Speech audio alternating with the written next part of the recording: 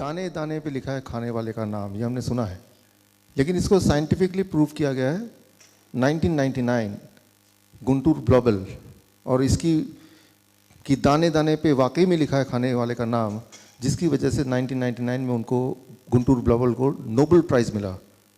So it is now science that the food talks to us. आपने कभी देखा कोई जानवर बीमार पड़ता है तो क्या करता है? वो घास खाता है। शेर बीमार पड़ता है तो क्या करता है? वो अलग अलग तरह की पत्ती चूज करता है, कीपिंग इन माइंड कि वो कौन सी बीमारी उसको है, और कुछ समय में वो ठीक हो जाता है। जिनके पास पालतू कुत्ते हैं, बिल्ली है, उनको ये पता है कि जब उनके कुत्ते बिल्ली बीमार पड़ते हैं तो वो क्या करते हैं?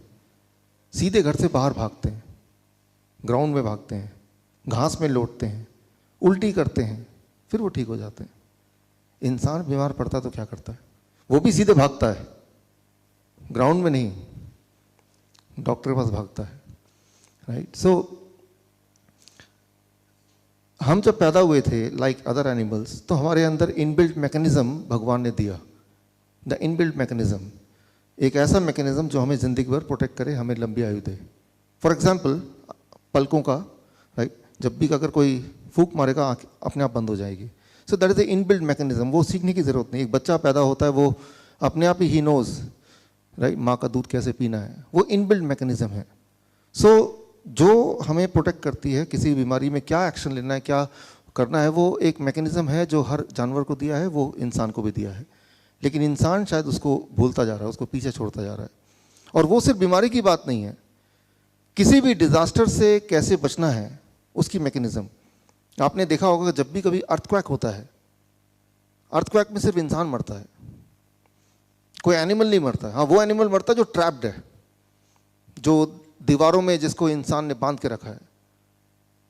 1975 में चाइना के एक शहर में अर्थक्वेक से पहले, कुछ दिनों पहले, सारे के सारे जानवर वहाँ से छोड़ के भाग गए। इंसानों ने देखा जानवर छोड़ के भाग गए, कोई खतरा है। 1.5 लाख इंसान नो शहर छोड़ दिया, अर्थक्वेक आया, इंसान भी नहीं मरा। It is record in the history. So इसका मतलब यह है कि एनिमल्स को अर्थक्वेक आने से पहले आइडिया हो जाता है कि कुछ आने वाला है, सो दे रन अवे।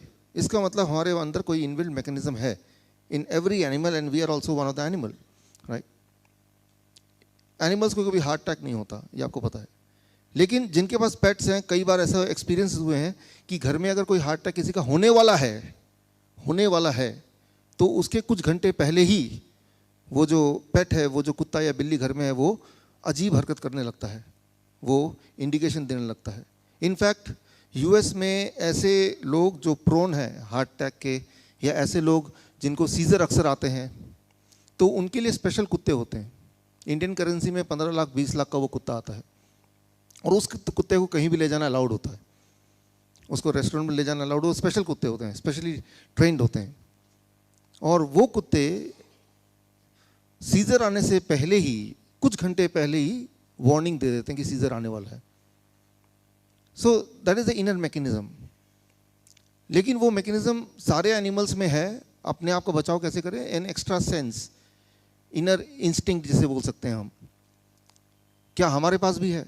श्योरली वो है, because we are also an animal. How to know कि ऐसा है?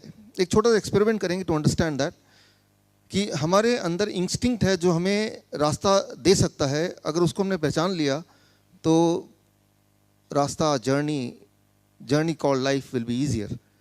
तो उसके लिए छोटा सा experiment will do it right now.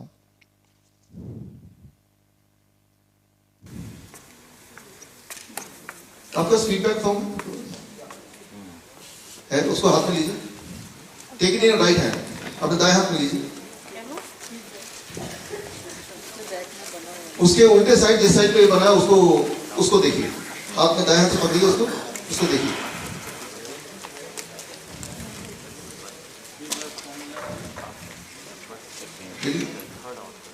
ये एक्सपेरिमेंट जीवन में आप सिर्फ एक ही बार कर सकते हैं।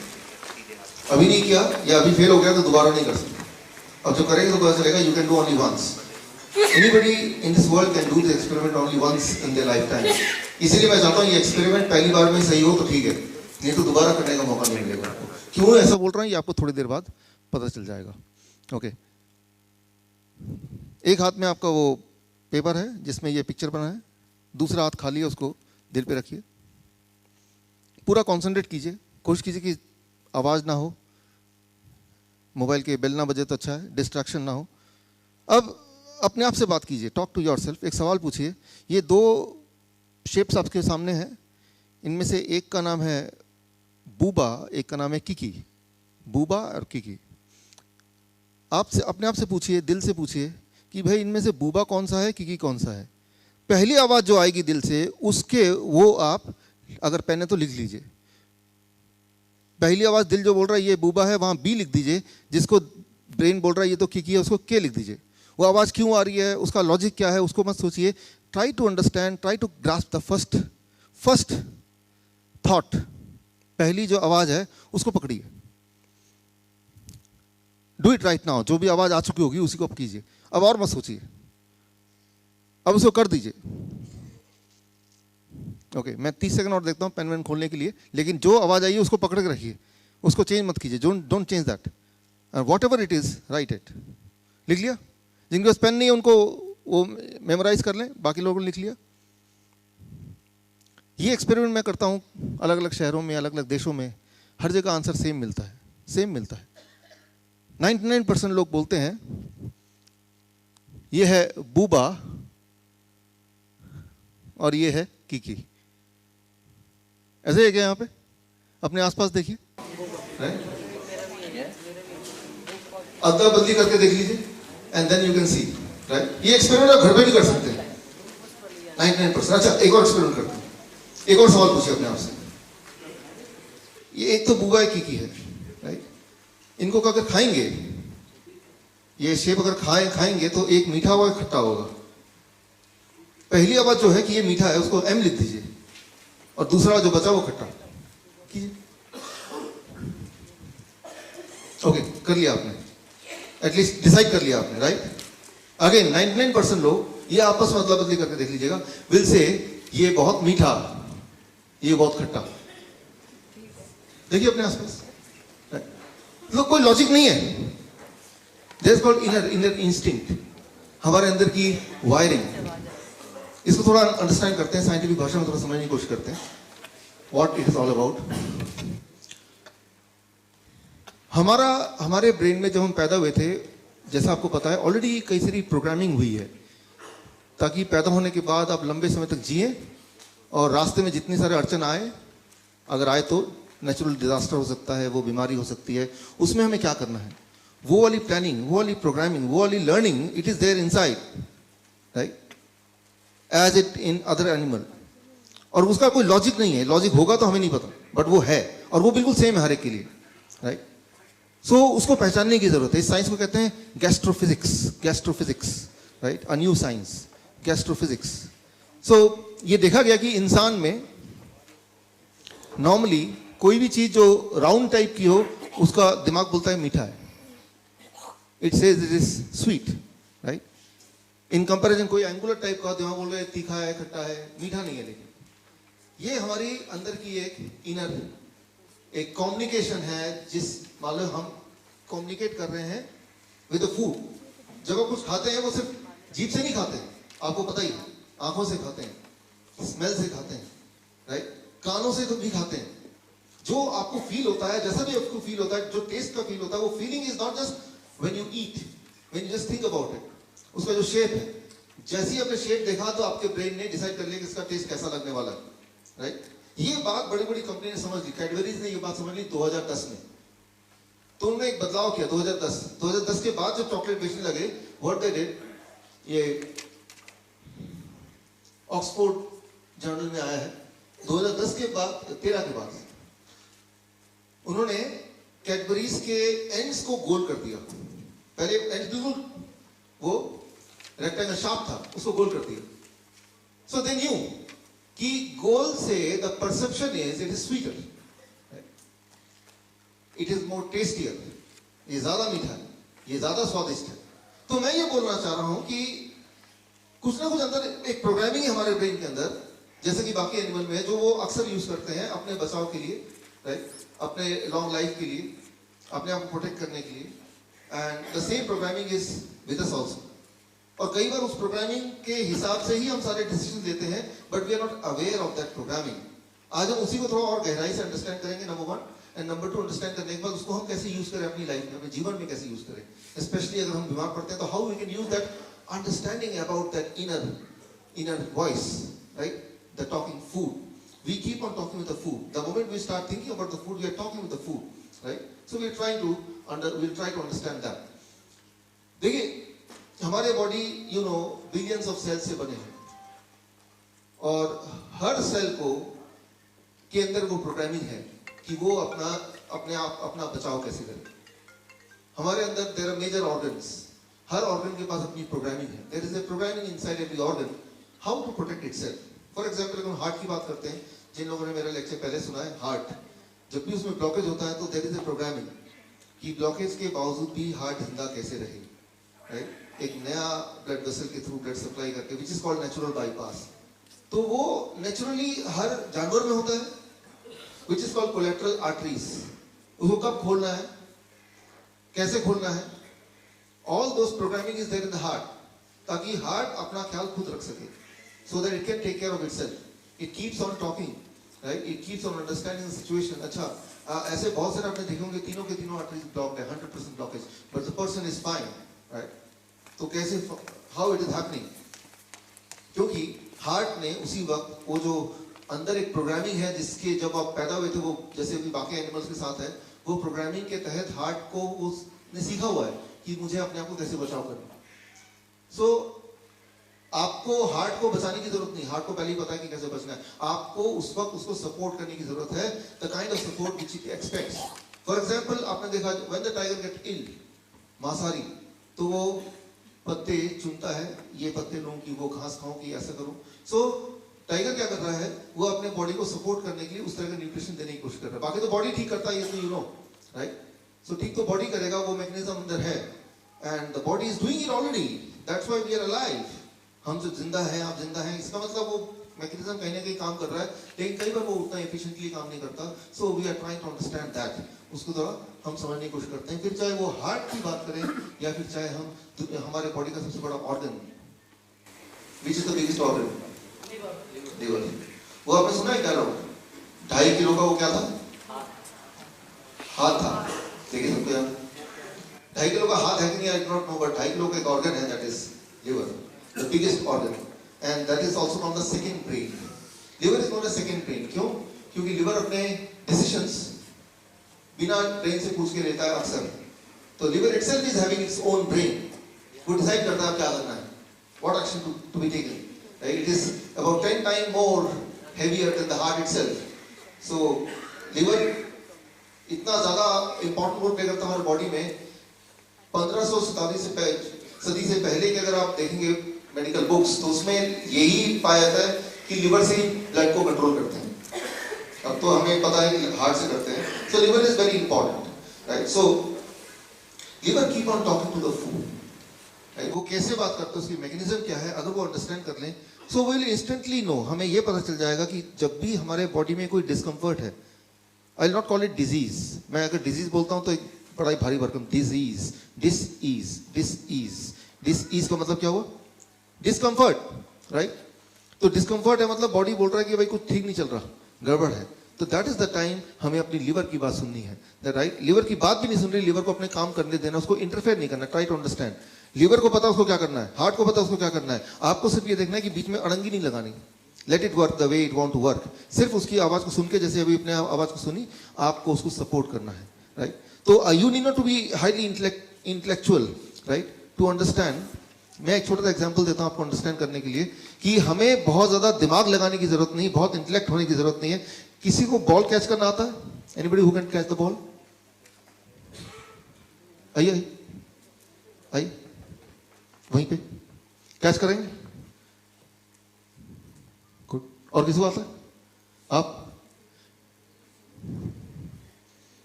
कैच करेंगे तो ये आपका, वंडरफुल। अच्छा, अभी बैठे अभी ने बॉल को कैच किया, राइट? इसका एक बॉल का वेट था, राइट? इसका एक एक्सेलरेशन था, इसकी एक वेलोसिटी थी, राइट? वो फिर आपका एक एंगल था पकड़ने का, आपने देखा वो एक, right, there are many things. जरा इमेजिन कीजिए ऐसा कोई स्कूल, ऐसा कोई फिजिक्स का school, how to catch a ball, 7 साल का कोर्स है, कितनी वेलोसिटी पे आपको कौन सा हाथ कितना एंगल पे रखना है, राइट, और उसमें ब्रीदिंग कितनी कैसे आपको रोकना है उस वक्त, राइट, वो भार को कैसे एस्टिमेट करना है, वो कैलकुलेशन में कौन सा वाला फॉर्मूला लगेगा, ये 7 साल पढ़ाई करेंगे, राइट, क्योंकि ये सारे फैक्टर्स इन्वॉल्व हैं। आप कैच कर पाए कि नहीं कर पाए, इट डिपेंड्स ऑन कि आप वो बॉल की एक्सेलरेशन को आप समझ पाए, उसकी स्पीड को भाप पाए, वो कहाँ गिरेगा वो पहले से अपना एस्टिमेट कर पाए ना, कि यहाँ गिरेगा तो हाथ में ऐसे कर लूँ, और अगर यहाँ से यहाँ होगा तो मैं उतने टाइम में ऐसे कर लूँ, ये सब दिमाग में चल रहा था ना। लेकिन वो एक कैलकुलेशन तो है, लेकिन ये कैलकुलेशन कैसे करते हैं आपने ये तो किया नहीं कॉपी पेंसिल में। How to catch the ball perfectly, इसका एक स्कूल अगर हो कि जिसमें फॉर्मूला सारा सिखाया जाए कि वेलोसिटी, एक्सेलरेशन और कितना वेट होगा उसको कैसे एस्टिमेट करना है, तो क्या आप बेटर कैच कर पाएंगे, राइट। और 7 साल के बाद तभी आप अलाउड है कि पहली बार बॉल कैच करना अलाउड है, जब आपने ये सारे फॉर्मूले सारे रट लिए, एग्जाम में पास कर दिए। तो मैं ये बोलना चाह रहा हूं, डेफिनेटली जब हमने बॉल कैच किया, it involved all those factors, but that does not mean कि वो सारी कैलकुलेशन आपको एक्चुअली करनी है। वो आपका बॉडी कर रहा है ना, वो आपके सारे सेंसेस कर रहे हैं ना, राइट। आपको आपने क्या किया, अपने सेंसेस की बात को सुना, अंदाजा लगाया, you could do it, isn't it? It is as simple as that. You need not to be highly intellectual. You need not to be the master in physics, right? Only then you are able to catch the ball. In fact, it is the other way around, right? इसका ठीक विपरीत, right? ठीक उसी तरह से कई सारी चीजें बहुत सहज हो सकती हैं। For example, हम जिंदा है, तो हमारा एक ब्लड प्रेशर होगा, जरूर होगा, एक ब्लड शुगर होगा, एक ब्लड कोलेस्ट्रॉल होगा, हमारे बॉडी के सैकड़ों पैरामीटर्स होंगे, जरूर होंगे, तभी हम जिंदा है। और वो पैरामीटर एक पर्टिकुलर रेंज में होंगे तभी हम जिंदा है। लेकिन वो सारे पैरामीटर हमें कैलकुलेट करते करते कि सारे पैरामीटर मैं रोज कैलकुलेट कर रहा हूँ, कितना बढ़ गया, यूरिया कितना घट गया, और यूरिक एसिड कहाँ पे पहुंच गया, कोलेस्ट्रॉल का एचडीएल है, दूसरा कौन सा है, एलडीएल क्या हो गया। सो और वो सारे पैरामीटर को देख रहे हैं, और जो कम है उनमें से उसको ज्यादा कर रहे हैं, जो ज्यादा है उसको कम कर रहे हैं, and now I think that I can be alive, right. ये ठीक वैसे ही है कि जैसे आपको मैंने बोला कि भाई मैं बॉल फेंक रहा हूँ, आप कैच करें, बोले रुकिए मैं अपना कैलकुलेटर निकाल देता हूँ, पहले बॉल का वेट बताइए कितना वेट है, क्योंकि तभी तो मैं कुछ करूंगा, right. So you can well imagine, you can well understand कि जिंदा रहने के लिए बॉडी के जरूर बहुत सारे पैरामीटर्स हैं, वो पैरामीटर अगर गड़बड़ हो जाए तो हम जिंदा नहीं रह पाएंगे। लेकिन उस पैरामीटर को कैलकुलेट करने का काम भगवान ने आपको नहीं दिया है, वो इनबिल्ट सिस्टम है बॉडी के अंदर, उस सिस्टम को हम समझ नहीं सकते। वो एक एक सेल्स में बसा हुआ इंटेलिजेंस है, सेलुलर इंटेलिजेंस जिसको कहते हैं, उसको समझना ठीक वैसे ही होगा जैसे कि बॉल को कैच करने से पहले सारे पैरामीटर पहले कैलकुलेट करना, उतना ही ज्यादा मुश्किल या उतना ही ज्यादा असंभव होगा। एक सिंपल से एक्शन को असंभव बनाना हो तो वो ये तरीका है जैसे मैंने आपको बोला, राइट। सो आपको सिर्फ इतना करना है कि you to understand the inner instinct in the same way as other animal does. जैसे कि यहाँ जितने भी जीव हैं इस दुनिया में वो ये करते हैं, वही आपको करना है, सहज बनाना है। How to do it, let's try to understand it. देखिए कोई भी खाना हम खाते हैं तो मुंह में आता है, स्टमक में जाता है, इंटेस्टाइन में जाता है, इंटेस्टाइन के बाद अब बारी आती है कि पूरे बॉडी में सर्कुलेट करना है उसको। यहाँ पे एक पहरेदार है, एक गेट कीपर, उस गेट कीपर का नाम है लिवर। लिवर डिसाइड करता है खाना अंदर जाएगा कि नहीं जाएगा, लाइक गेट कीपर।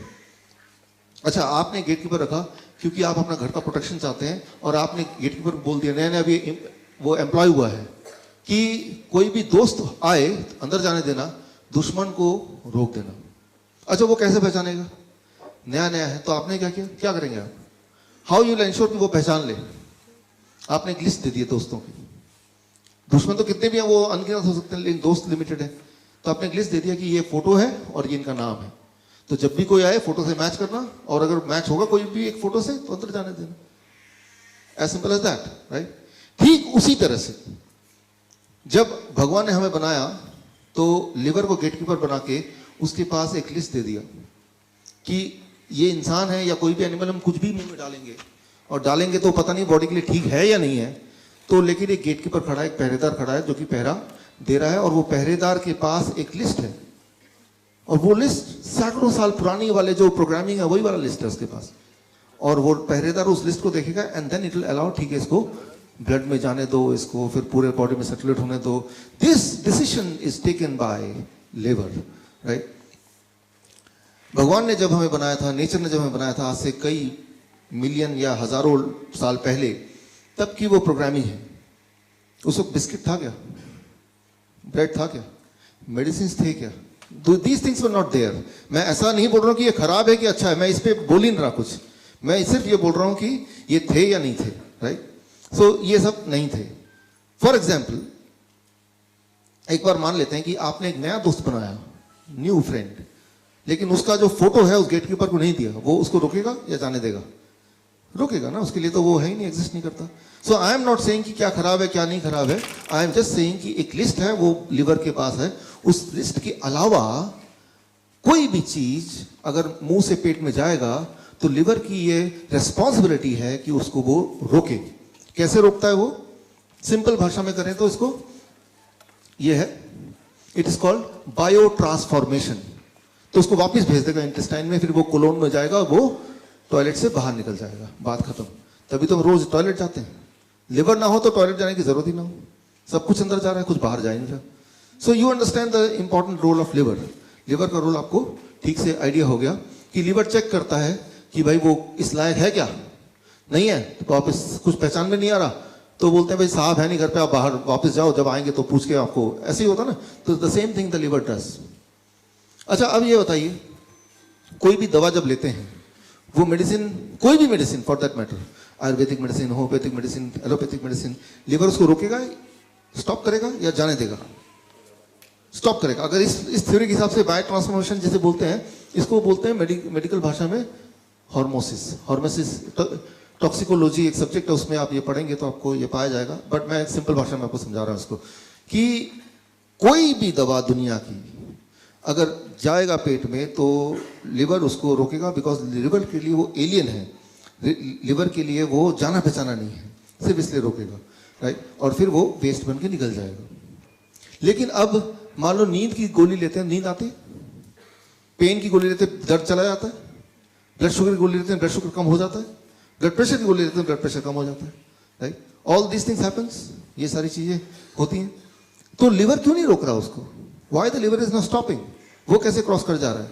इसको जरा समझिए, बहुत इंपॉर्टेंट है। मेरे ख्याल से आज के पूरे लेक्चर का the most important part is this, जो अब बताने जा रहा हूं। अगर इसको समझ लेंगे, one thing I can tell you, आप बीमार नहीं पड़ सकते, फिर you can not be ill. और जो बीमार है, with this understanding you can heal yourself. What is that?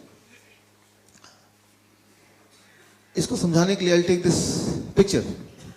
अब देखिए, ये दो पुलिस कांस्टेबल है, इनका काम है कोई भी गाड़ी आएगी तो चेक करके भेजना आगे, और वो 1 मिनट में एक गाड़ी चेक करने की इनकी स्पीड है। 2 लोग मिलके एक मिनट में एक ही गाड़ी चेक कर पाते हैं। और कोई भी, क्योंकि इनको बताया गया कि यहाँ पे चोर पास कर जाएगा, स्मगलर जाने वाला है, स्मगलर का पहचान भी बता दिया, लेकिन बता दिया स्मगलर जाना नहीं चाहिए, तो हर गाड़ी की चेक कर रहे हैं कि भाई इसमें स्मगलर तो नहीं बैठा, इसमें स्मगलर, वो फोटो मिला रहे हैं ये। अब वो स्मगलर को पास करना है, उसने एक आइडिया निकाला, उसने भांप लिया कि ये आदमी, ये पुलिस वाले जो है, 1 मिनट में एक ही गाड़ी चेक करने की इनकी स्पीड है। स्मगलर ने क्या किया, हर 1 मिनट में 2-2 गाड़ियां भेजना शुरू कर दिया उसने, अपने ही लोगों के। तो क्या होगा, इनको क्या करना पड़ेगा, एक गाड़ी को छोड़ना पड़ेगा रैंडमली, मतलब हर 1 मिनट में एक गाड़ी बिना चेकिंग के बाहर निकल जा रहा है, राइट? अब ये इनको पता चल जाएगा यार एक गाड़ी से छूट रही है, हो सकता है उसी गाड़ी में स्मगलर बैठ के भाग जाए, तो what they will do, head office से फोन करेंगे, भाई ज्यादा गाड़ियां आ रही हैं, आप ऐसा करो 2 लोग और भेज दो। अब 2 लोग और भेज देंगे तो वो 2 लोग यानी कि 4 लोग मिलके पर मिनट 2 गाड़ियां चेक करने की स्पीड इनकी फिर मेंटेन होगी। लेकिन अब स्मगलर सोचेगा ये तो इन्होंने लोग बढ़ा दिए, तो स्मगलर अब भी बचना चाहता तो क्या करेगा, थोड़ी और गाड़ियां बढ़ा देगा ताकि थोड़ी सी गाड़ियां लीक हो जाए। The same thing happens when you take the drugs, medicine. कोई भी मेडिसिन जब लेंगे तो इन दोनों गार्ड की तरह, कांस्टेबल की तरह लिवर उसको रोक देता है। लेकिन लिवर की अपनी एक कैपेसिटी है, जैसे इन दोनों की कैपेसिटी है। तो वो कितनी कैपेसिटी है, that is what is being taught in medical school, right? तो इसका मतलब उसका जितनी कैपेसिटी लिवर की रोकने की, उसकी डबल दे दो आप दवाई तो क्या हो जाएगा, आधा तो लिवर ने रोक दिया, वो वेस्ट चला गया, लेकिन आधा पार्ट जो नहीं रोक पाया वो बॉडी के अंदर चला गया।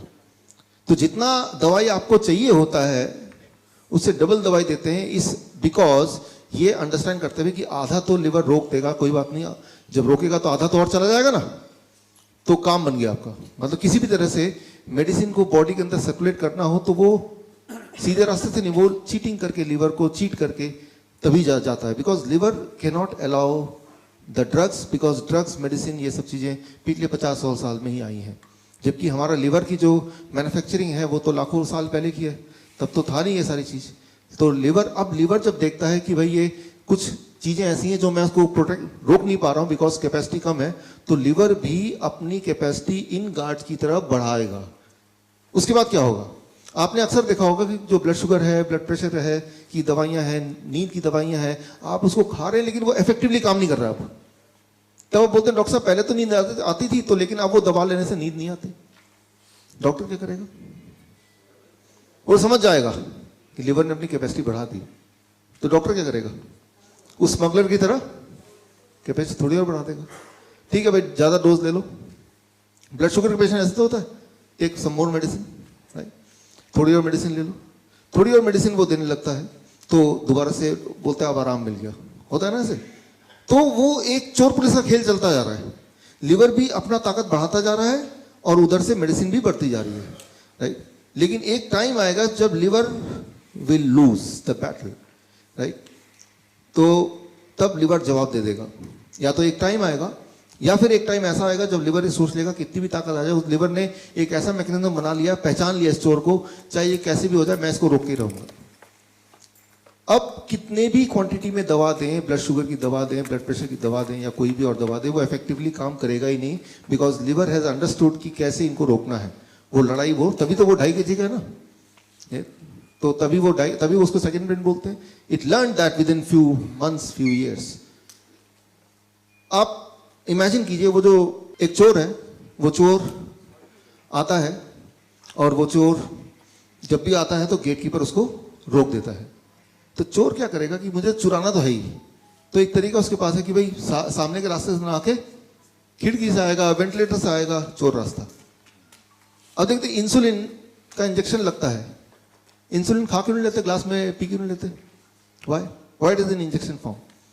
क्योंकि अगर मुंह से लेंगे तो कौन आएगा? गेटकीपर आएगा, वो रोक देगा उसको। तो ग्लास अगर भर के पिएंगे तो थोड़ा सा बॉडी में जाएगा, that will be too expensive. तो वो जब भी इंजेक्शन, तो बहुत खतरनाक है किसी चीज का। इंजेक्शन का मतलब ये है कि वो डॉक्टर ये नहीं चाहते कि भाई ये लिवर को फेस भी करे, तो वो चोर रास्ते से दवाई को भेज दो। और लिवर ने उसको रोकने की कोशिश नहीं की, बिकॉज लिवर को पता ही नहीं कि वो कहीं और से आ रहा है।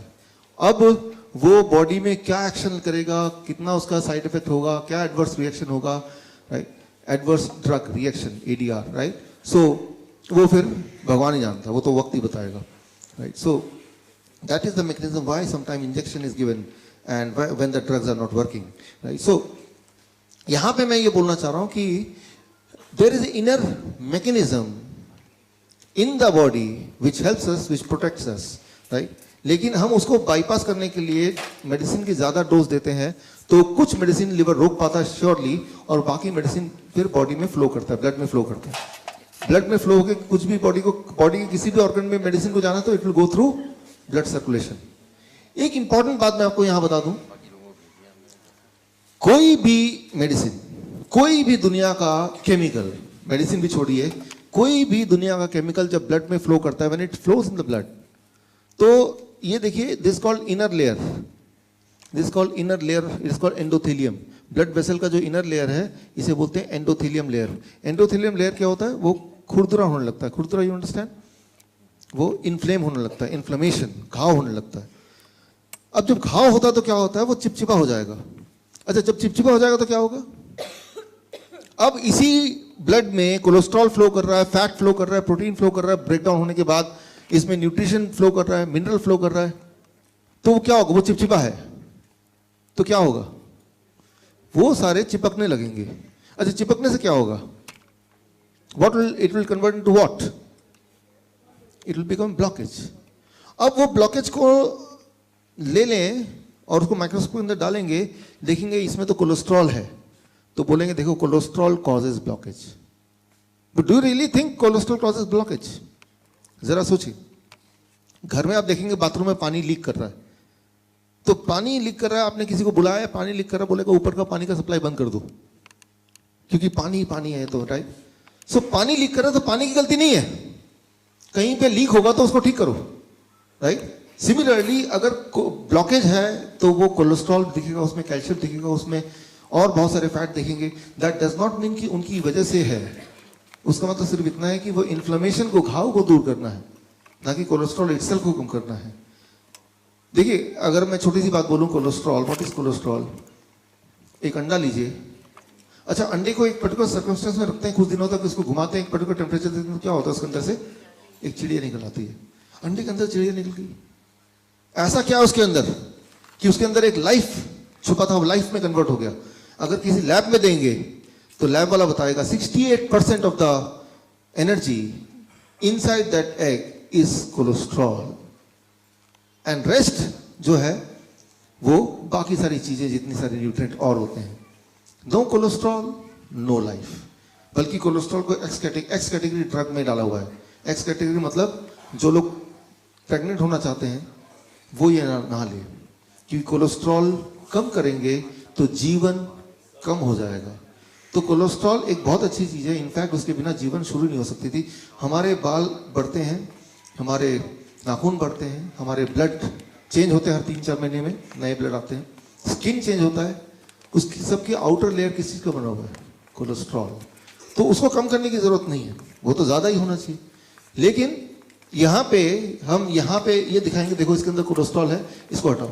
कोलेस्ट्रॉल कितना भी हटा लें, वो जब तक चिपचिपाहट रहेगी तब तक ब्लॉकेज रहेगा, राइट? तो अब चिपचिपाहट ना रहे उसके लिए क्या करना पड़ेगा?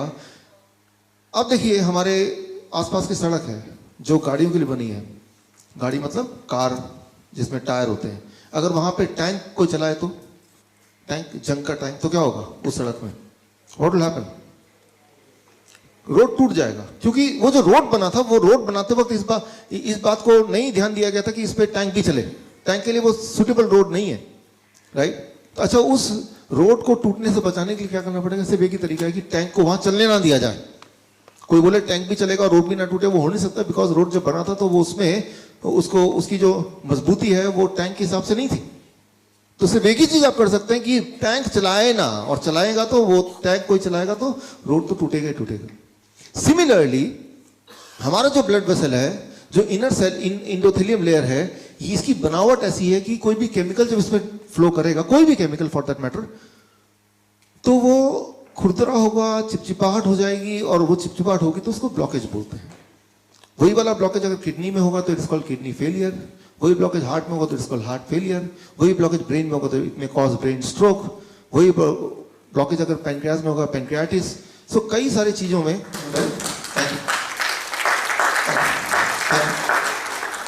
तो आप देखिए बीमारियां अलग अलग नाम के हैं, लेकिन एक्चुअली अलग अलग बीमारियां हैं नहीं, राइट? लेकिन अगर बचना चाहते हैं उनसे तो उससे एक ही चीज करनी पड़ेगी, वो चिपचिपाहट ना हो। और चिपचिपाहट ना हो उसके लिए सिर्फ एक ही चीज करना पड़ेगा कि कोई ऐसी चीज सर्कुलेशन में भेजो ही नहीं जिसके लिए वो रोड बनी नहीं है, डिजाइन नहीं है। ये बात हमें समझनी पड़ेगी। कोई भी दवा ले लें, वो दवा अपने आप में अच्छी है कि बुरी है, that is a different thing, लेकिन वो जो सर्कुलेट जब होती है बॉडी में, तो वो बुखार के लिए आपने दवा ली, फॉर एग्जाम्पल, बुखार को ठीक करेगी कि नहीं करेगी वो एक अलग मैकेनिज्म है, that I talk later on अगर टाइम मिला तो, लेकिन सर्कुलेट तो करना पड़ेगा इसी ब्लड वेसल में। तो एक चीज हर दवा करती है, it makes your blood vessel inflamed, right? और ब्लड वेसल इन्फ्लेम्ड होगा, आप देखेंगे मेडिकल डेटा अगर देखते हैं कि जितने भी हार्ट अटैक के पेशेंट्स होते हैं उनको अगर उनका देखा गया कि पिछले 3 महीने का उनका रिकॉर्ड देखा गया, तो about 75% of the heart attack patient, उनके हार्ट अटैक होने के 3 महीने के अंदर उनको बुखार आया था जब उन्होंने दवा ली थी, और बुखार तो ठीक हो गया, but it was inflamed. Inflammation से क्या हुआ? ब्लॉकेज, उससे क्या हुआ? Heart attack, right? तो हम एक बीमारी को ठीक कर रहे हैं, but that lead to other thing, और दोनों को आपस में हम कनेक्ट भी नहीं कर पा रहे हैं कि ये हार्ट अटैक जो हुआ इसके कारण बुखार है। हमारे पास डायबिटीज टाइप 1 के बच्चे आते हैं, छोटे छोटे बच्चे, 3 साल का बच्चा, 4 साल का बच्चा। मैं अक्सर पूछता हूं, हमेशा पूछता हूं कि जब डायग्नोस हुआ उसके पिछले 3 महीने का रिकॉर्ड बताइए। 90% टाइम ये निकलता है कि 3 महीने का, जब मैं ध्यान से देखता हूँ, सुनता हूँ उनकी बात, कि बुखार हुआ था और उसके बाद बुखार से ठीक हो गया, फिर न जाने क्या हुआ, और देखा कि फिर शुगर चेक किया तो इतना बढ़ा हुआ आ रहा है, वेट बहुत लूज हो गया, बहुत सारे सिम्टम बताने लगे वो। तो एक बात याद रखिए कि खासतौर पर फीवर की बात कर रहा हूँ अभी मैं, कि फीवर कोई बीमारी नहीं है, it is not a disease कि उसको ठीक करने की जरूरत है। उसमें सिर्फ इतना करना है हमें कि हमारे इनर इंस्टिंक्ट को समझना है, सुनना है। वो कैसे सुनना है? बिकॉज आइडिया तो ये ना कि फीवर अगर है तो बॉडी ने क्या किया, अलार्म स्विच ऑन कर दिया। बिकॉज हाई टेम्परेचर जब होता है, एट दैट टेम्परेचर हमारी इम्यूनिटी सबसे स्ट्रांग होती है, और हाई टेम्परेचर जब होता है तो किसी भी तरह का वायरस इनएक्टिव हो जाता है, उस वक्त काम नहीं कर सकता, मल्टीप्लाई नहीं हो सकता, it cannot multiply in high temperature. अब अगर टेम्परेचर लो कर दें तो क्या होगा, वायरस विल मल्टीप्लाई। अब क्या होगा, द ह्यूमन विल डाई। बोलेंगे ये तो डेंगू से मर गया, वो डेंगू से नहीं मरा, डेंगू किसी को नहीं मार सकती, लेकिन जब डेंगू आया वायरस तो वो तो एक ही वायरस था, और जब बॉडी ने टेम्परेचर बढ़ाया उसको फाइट करने के लिए, आपने टेम्परेचर को घटा दिया, यानी कि आपने बॉडी के टूल्स को, वेपन्स को, राइट, आपने रोक दिया। अब उसको मल्टीप्लाई करने का मौका मिल गया। जब वायरस मल्टीप्लाई होता है तो मल्टीप्लाई होने के लिए वो बॉडी के सामान को ही यूज करता है, राइट। यूं मानिए कि आपके घर में कोई घुस गया और आप ही का बंदूक लेके आप ही पे तान दिया, क्योंकि आपने मौका दे दिया उसको, right. The same thing happens here. So the moment you think, अच्छा बीमार पड़े तो क्या करें, the moment you think I will take the medicine, prepare, be prepared कि उस मेडिसिन से आप एक नई बीमारी का जन्म देने वाले हैं, राइट। अब सवाल आता है,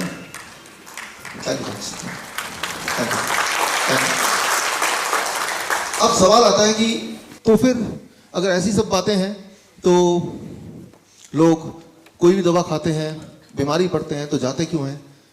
अब देखिए एक इंपॉर्टेंट वर्ड है यहाँ पे, दैट इज कॉल्ड एक्सपेक्टेशन, उम्मीद। उम्मीद होती है कि उम्मीद है कि हम ठीक हो जाएंगे। ह्यूमन ब्रेन जो है वो लॉजिक पे नहीं चल रहा, ह्यूमन ब्रेन है वो उम्मीद पे चलता है। उम्मीद अपने आप में एक साइंस है, expectation is a science, I will get all right, right. आज से 100 साल पहले, 200 साल पहले लोग मंदिर जाते थे, पूजा करते थे, ठीक हो जाते थे। उम्मीद, it is called, medical science में इसको बोलते हैं प्लेसिबो, प्लेसिबो, प्लेसिबो, राइट। ये अपने आप में साइंस है। आपको लगा कि मैं ठीक हो सकता हूं, वो जो लगना अपने आप में, वो भी एक इंपॉर्टेंट रोल प्ले करता है। फिर वो लगा कैसे, किस चीज की वजह से लगा, कोई ताबीज पहन लिया तब लगा, या फिर कोई दवा खा ली तब लगा, या किसी मंदिर में गए तब लगा, किसी ने मन्नत मांगी तब लगा। तो उसका भी एक कंट्रीब्यूशन होता है जो आपके हीलिंग में काम करता है।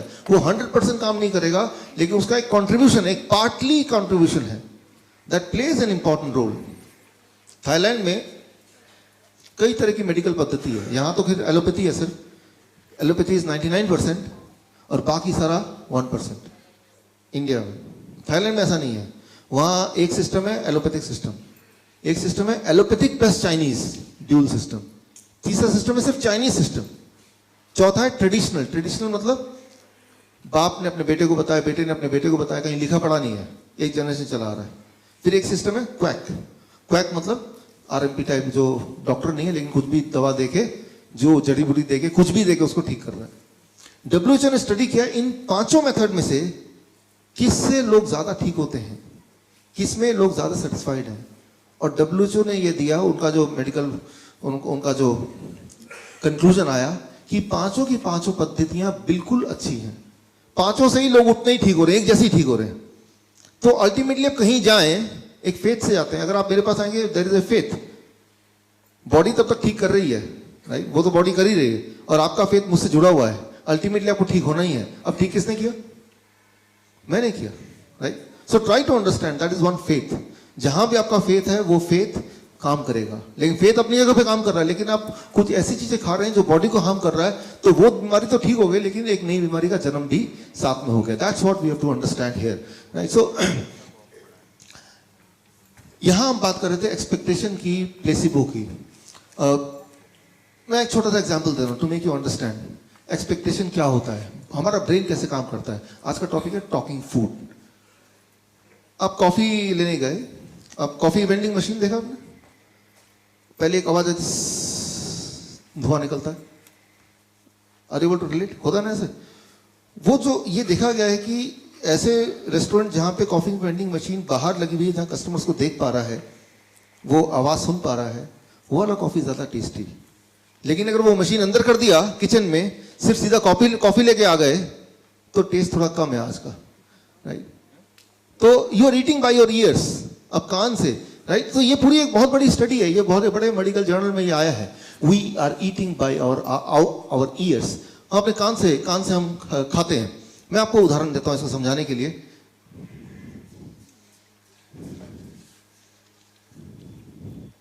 पापड़ है मेरे पास, राइट?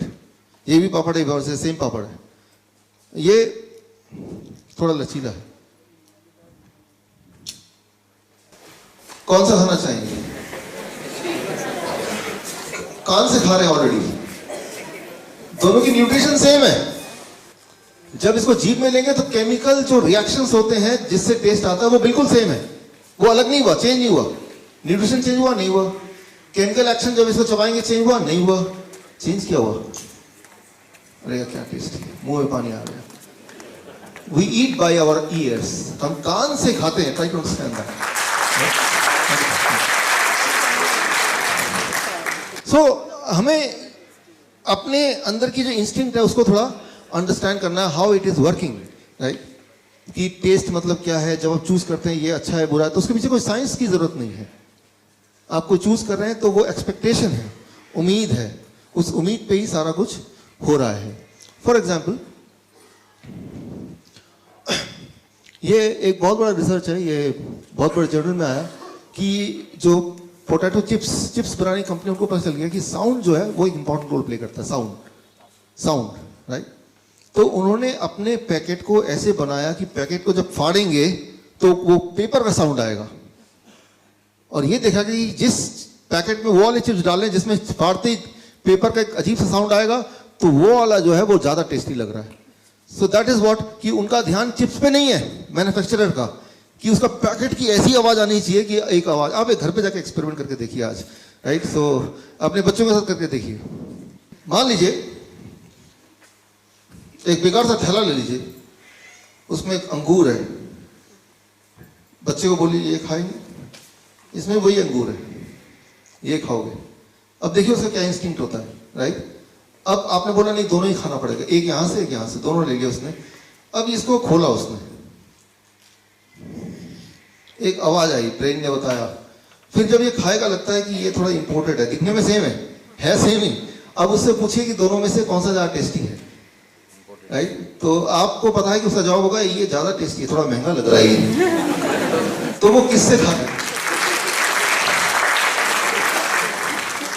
तो वो किससे खा रहा है? आंख से खा रहा है, कान से खा रहा है, वो छू रहा है, वो खा रहा है, और फाइनली वो खा रहा है। वो तो बहुत बाद में आया, उसने पहले निर्णय कर लिया कि इसका टेस्ट बड़ा अच्छा है, मुझे तो यही चाहिए, right?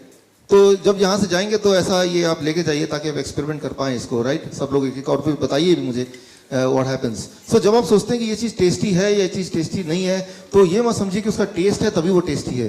That itself is an experience, जिसमें आपकी आंखों का, आपकी सोच का, आपकी कानों का, आपके बैकग्राउंड का, there are many thing which is contributing. अच्छा, एक एक्सपेरिमेंट कीजिए। आप कभी हॉस्पिटल जाते हैं मिलने के लिए किसी पेशेंट से? जब हॉस्पिटल जाएंगे ना तो उनको खाना दीजिए, भाई साहब आपके लिए खाना लाए लाल प्लेट में, खाएगा वो? सेम खाना इस पे डालिए, तो जब ये खाना लेगा यार थोड़ा भी खाएगा, यार मन नहीं कर रहा, तबीयत ठीक नहीं इसलिए खाने का मन नहीं कर रहा, राइट? जस्ट इमेजिन कीजिए हॉस्पिटल में लाल प्लेट। एक हॉस्पिटल में एक्सपेरिमेंट किया था अपने खाने के बजट को घटाने के लिए, कि पेशेंट को लाल प्लेट में खाना देने लगते थे, और ऑब्वियसली लाल प्लेट में हॉस्पिटल में पेशेंट बोलता खाने का मन ही नहीं कर रहा, राइट?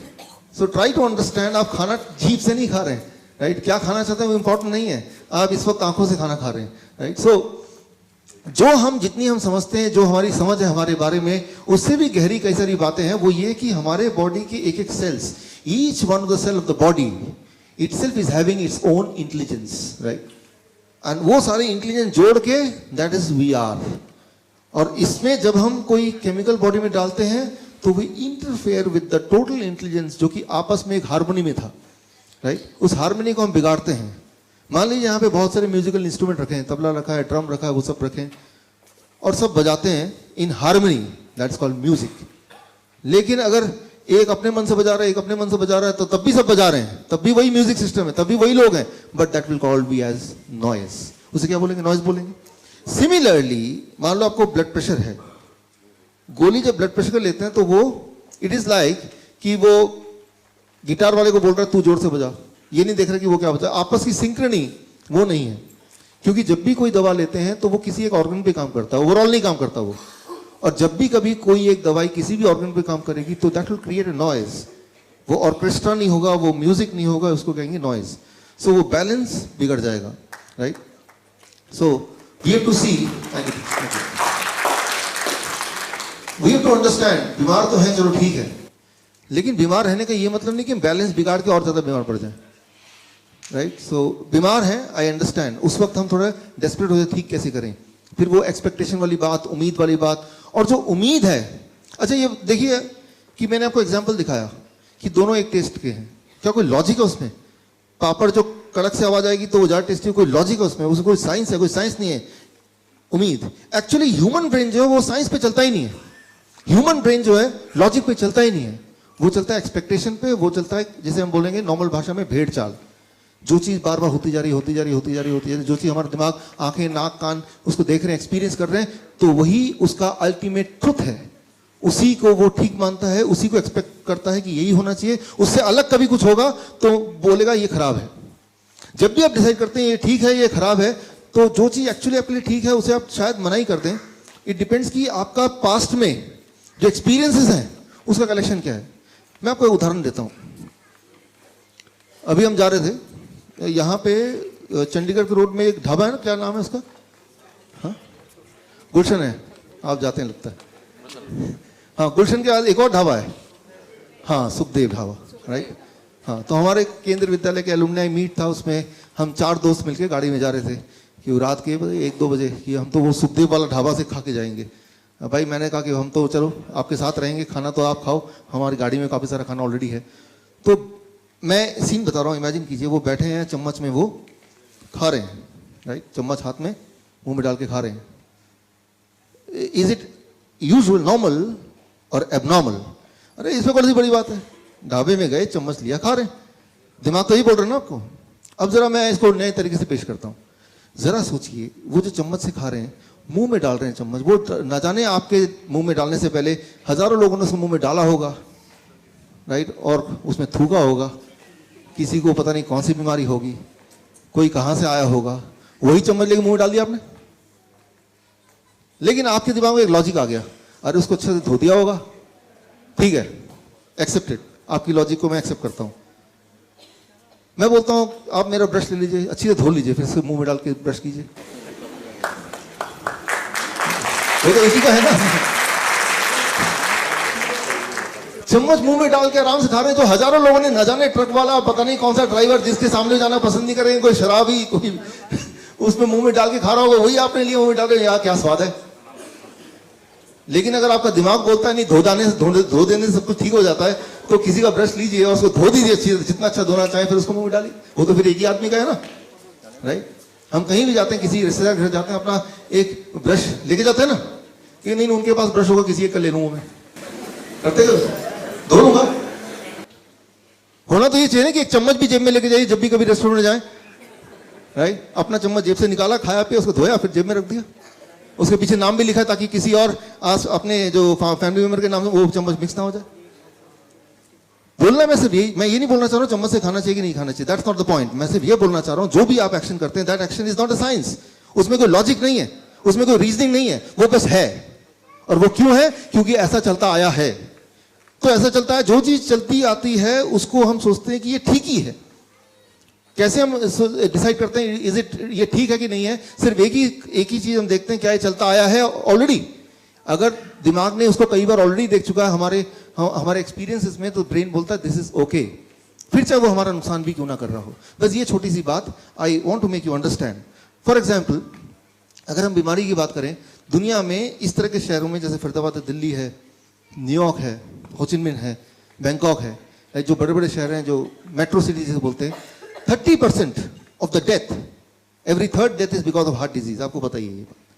पहला सबसे बड़ा कारण इस तरह के शहर में मरने का है वो heart disease, you know that. Second सबसे बड़ा कारण मरने का है वो है कैंसर। हर 10 में से 2 death, 20% death is because of cancer, ये भी आपको पता है। तीसरा सबसे बड़ा कारण है मरने का, दैट इज कॉल्ड एट्रोजेनेसिस। एट्रोजेनेसिस, एट्रोजेनेसिस कॉजेज। अब एट्रोजेनेसिस कॉजेज क्या है? एट्रोजेनेसिस का हिंदी में मतलब है डॉक्टर या मेडिसिन की वजह से death. That is about, according to journal of American medical association, 15%। World average, India का एवरेज क्या है वो पता नहीं, लेकिन वर्ल्ड एवरेज है मेट्रो सिटीज के 15%। यानी कि 100 लोग अगर गए इलाज कराने, तो वो 15 लोग जिंदा रहते अगर वो जाते नहीं तो। लेकिन फिर भी जाते हैं। क्यों? क्योंकि जाते आए हैं।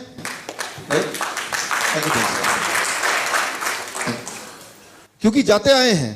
ये तो आंकड़े दिखा रहे हैं, ये मेरे आंकड़े है नहीं, जर्नल ऑफ अमेरिकन मेडिकल। अच्छा, इसको और मैं रोबोस्ट करता हूँ। सारी जो सिस्टम चलते हैं मेडिकल की दुनिया में, जो अच्छे महंगे सिस्टम, जो ज़्यादा इफेक्टिव सिस्टम है, वो अमेरिका से आते हैं, एलोपैथिक सिस्टम। अमेरिका का हेल्थ आप देखें, अमेरिका दुनिया में सबसे ज़्यादा खर्च करता है हेल्थ पे, अपने सिटीजन पे। That you all know, that highest amount of money any country spends on their citizen is America on health. लेकिन अमेरिका की सिटीजन्स की हेल्थ का इंडेक्स अगर हम देखें, अगर हम WHO के उसमें देखें, इट इज रॉक बॉटम। मतलब 70% of American at any point of time they are severely ill, severely obese, right. इसको और थोड़ा इलॉबरेट करता हूं मैं कि 1962 में यूएस में ओबेसिटी था 13%, डायबिटीज था 2.5%, हाइपरटेंशन था जितना भी था, लेकिन हाइपरटेंशन अब देखें 30% इंक्रीज हो गया, डायबिटीज 6.9% हो गया, ओबेसिटी 34% हो गया। अच्छा, एक इंपॉर्टेंट बात यह है कि अगर एडवांसमेंट हो रहा है, ज़्यादा हॉस्पिटल्स आ रहे हैं, टेक्नोलॉजी अच्छी हो रही है, तो बीमारियां क्यों बढ़ रही हैं? वो तो घटनी चाहिए ना। People should be healthy. तो ये है लॉजिक। लॉजिक से मैंने समझाया, लेकिन अब अगर आप बीमार पड़ेंगे तो क्या करेंगे? ब्रेन लॉजिक को बाईपास कर देगा उसी वक्त। ब्रेन बोला छोड़ो लॉजिक, कोई मतलब नहीं है, आप देखो पहले क्या हो रहा था, and brain will follow that, right. So वो आपकी गलती नहीं है, हमारे बॉडी की बनावट, that is how the brain behaves, right. Brain behaves whenever some action, जब भी आपको कोई एक्शन लेना है, तो एक्शन लेते वक्त ब्रेन ये नहीं देखता कि लॉजिक क्या है, साइंस क्या है, किसमें हम ठीक हो सकते हैं, किसमें हमारी भलाई है। ब्रेन सिर्फ ये देखता है कि पहले क्या हो रहा है, पहले तो वो बताओ, पहले क्या करते थे आप ये बताओ, कल तक क्या करते थे। चांसेस ये हैं कि जो भी आप कल तक करते थे, जो भी आप देखते आए हैं, चांसेस ये हैं कि चाहे उससे नुकसान हो रहा हो या फायदा हो रहा हो, you will still do that, right. That is how our brain is programmed and that is what you have to understand. अच्छा, ऐसे में हम करें क्या? तो ये तो सारी सिचुएशन है, राइट। तो इस सिचुएशन को ध्यान रखते हुए what we have to do, so आज उस पर बात कर रहे हैं कि what we have to do. यहाँ से जब घर जाएं तो इस नॉलेज को अंडरस्टैंड करते हुए इसको हम प्रैक्टिकली अपने जीवन में, अपने प्रॉब्लम्स को सॉल्व करने के लिए how we can use it, right. So उस पर हम फोकस करेंगे। अभी तक मैंने समझाया कि चल क्या रहा है, हमारा दिमाग कैसे बना है, हमारी चॉइसेस कैसे बनी है, मेडिसिन कैसे काम करता है, लीवर क्या करता है। अब मैं बताने जा रहा हूँ कि हमें क्या करना है once you go back home. Once you go back home from today what you have to do. ये 4 अक्टूबर को ये बुक लॉन्च हुई वियतनाम में। ये है दुनिया की सबसे बड़ी study on nutrition and human health. Nutrition and human health के बीच का जो कनेक्शन है, उस कनेक्शन पे दुनिया की सबसे बड़ी study, that is called China study. हमारे एजुकेटर्स को पता है, डायबिटीज एजुकेटर हैं यहाँ पे कुछ, या थैंक यू। तो ये आपने हमारे कई सारे ट्रेनिंग प्रोग्राम में नाम सुना होगा, China study, the biggest ever study on human nutrition and the disease connection, right. तो और वो 2005 में बुक लॉन्च हुई चाइना स्टडी के नाम पे। Chinese health department, Oxford university of UK and Cornell university of US, इन तीनों ने मिलकर 20 साल तक स्टडी किया पूरे दुनिया की हेल्थ का और न्यूट्रिशन का जो संबंध है उसको समझने के लिए, और उसको एक नाम दिया चाइना स्टडी, और 2005 में बुक लॉन्च किया। और उसका वियतनामीज एडिशन 2017 में 4 अक्टूबर को लॉन्च हुआ, राइट। वो ये है। सो ये लॉन्च होने से कुछ महीने पहले चाइना स्टडी के पब्लिशर ने मुझे मौका दिया, मुझे कॉन्टैक्ट किया कि जब वियतनामीज भाषा में लॉन्च होगा तो इसमें जो फॉरवर्ड है वो आपको लिखना है। तो इसमें जो वियतनामीज भाषा में लॉन्च हुआ, तो द फॉरवर्ड, राइट, आपको मेरा नाम नहीं दिखेगा दूर से, forward, I wrote the forward for the Vietnamese language. Thank you. और अभी हिंदी भाषा में शायद जुलाई अगस्त तक आ जाए, तो उसमें भी फॉरवर्ड मैंने लिख के दिया है चाइना स्टडी के पब्लिशर को, राइट। सो द बिगेस्ट, दुनिया की सबसे बड़ी स्टडी न्यूट्रिशन एंड डिजीज पे। तो मैं इस सब्जेक्ट पे पिछले 10 साल से ऑलरेडी काम कर रहा हूँ, राइट। ये इनके जो साइंटिस्ट है टी कोलिन कैम्बल, इनसे जुड़ा हुआ हूँ। सो यहाँ से मैं कुछ क्लू ले रहा हूँ कि यहाँ से घर जाके क्या करें, राइट। बहुत सारी चीज़ें जो हमारे एजुकेटर ऑलरेडी उनको पता ही है, लेकिन आज कुछ नई चीज़ें, इसको सिंप्लीफाई करने के लिए मैं आपको एग्जाम्पल दे रहा हूँ। इमेजिन कीजिए कि आज एक नया मेडिसिन, एक नई मेडिसिन का लॉन्चिंग होता है। ये गैदरिंग है, ये प्रेस कॉन्फ्रेंस है यहाँ पे, और आज अनाउंसमेंट होता है कि एक नया मेडिसिन आ गया। इमेजिन कीजिए थोड़ी देर के लिए, राइट। और उस मेडिसिन की खूबी बता रहा हूँ। मान लीजिए मैं मार्केटिंग एजेंट हूँ एक उस मेडिसिन कंपनी से, और मैं आता हूँ, भाई मैं आता हूँ यहाँ से, आप सबका स्वागत है, कि आप यहाँ पे आए और आपको जान के खुशी होगी कि आज हम एक बहुत ही बड़ी उपलब्धि को हासिल किया, क्योंकि आज हम एक नया मेडिसिन लॉन्च करने जा रहे हैं। उस मेडिसिन को लॉन्च करने से पहले मैं उसकी खूबियों से आपको मिलाता हूँ। उसकी क्वालिटी है कि 95% तक के कैंसर के रोग वो ठीक कर सकता है। उसकी दूसरी क्वालिटी है कि वो प्रिवेंट कर सकता है हार्ट अटैक, ब्रेन स्ट्रोक को, और इवन हार्ट डिजीज को वो रिवर्स कर सकता है, यानी कि ठीक कर सकता है। अगर वो डायबिटीज को पूरी तरह ठीक कर सकता है। उस मेडिसिन का डब्बा आप यहाँ पे देख रहे हैं, उसका नाम है WFPB, शॉर्ट फॉर्म में वो मेडिसिन, राइट। अच्छा, तो आप पूछेंगे कोई साइड इफेक्ट तो नहीं है? इतनी सारी खूबियां हैं। हाँ, साइड इफेक्ट भी है, उसके बारे में बताता हूँ मैं आपको। यूं मानिए मैं आपको इन्फ्लुएंस कर रहा हूँ, मैं आपको बेचना चाहता हूँ मेडिसिन आपको, राइट।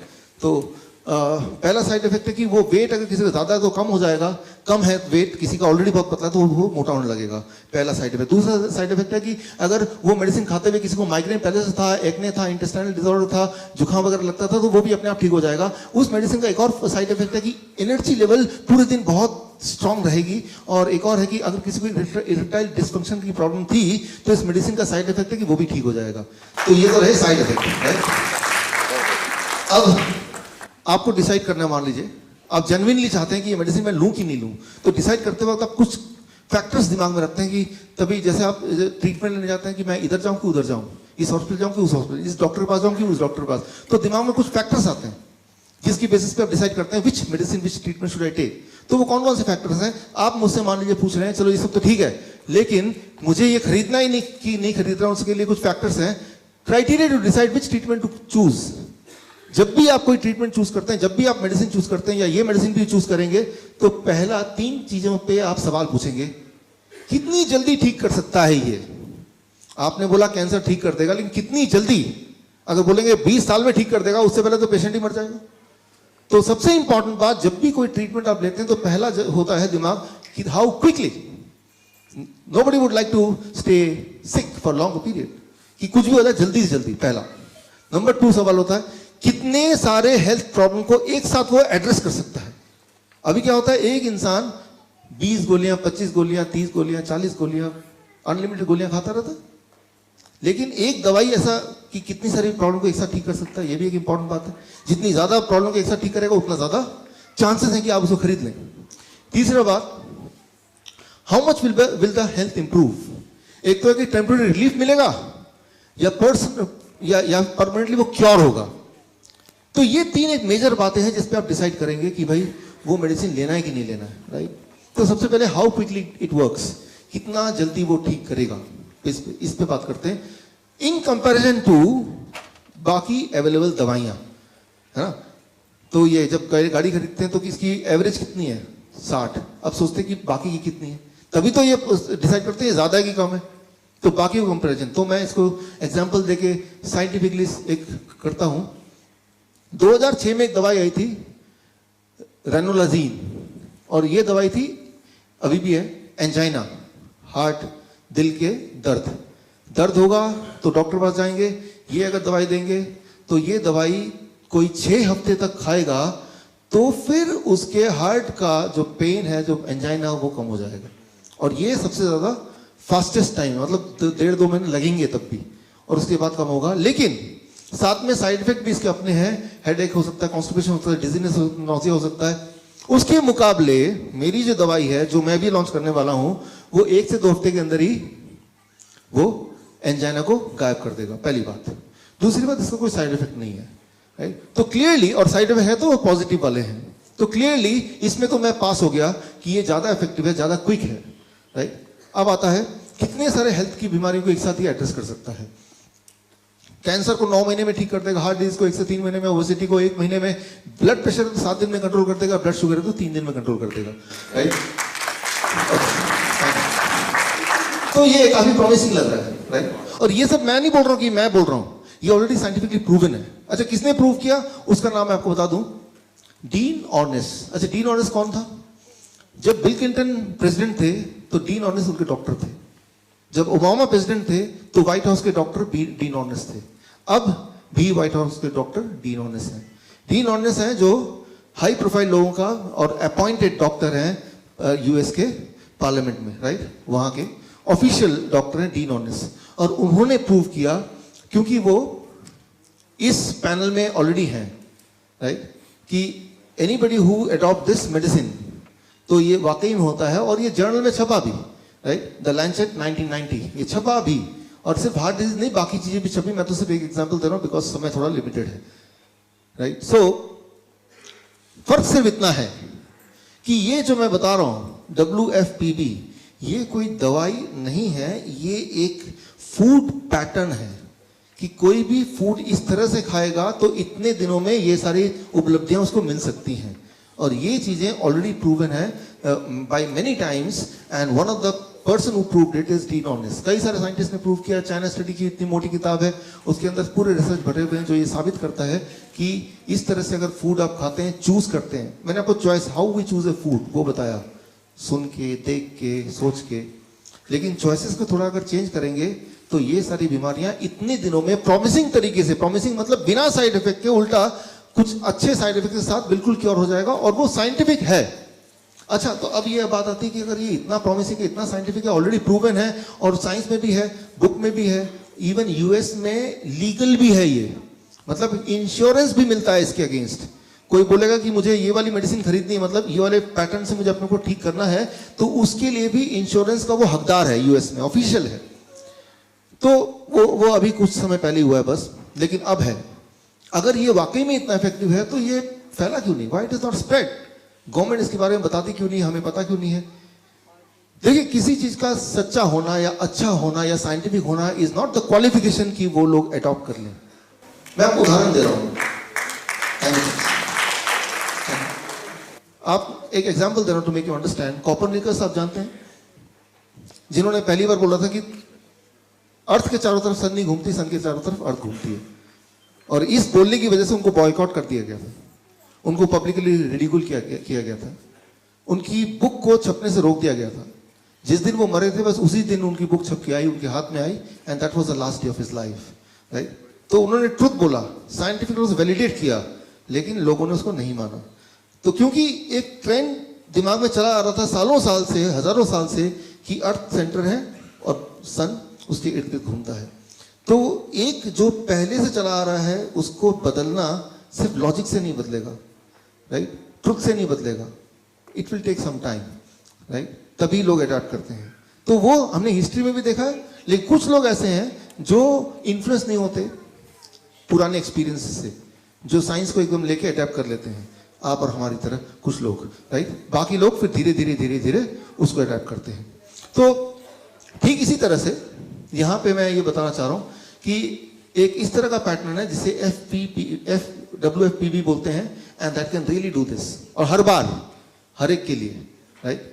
तो अब एक्चुअली ये क्या है और हमें क्या करना है, उस पर हम आते हैं।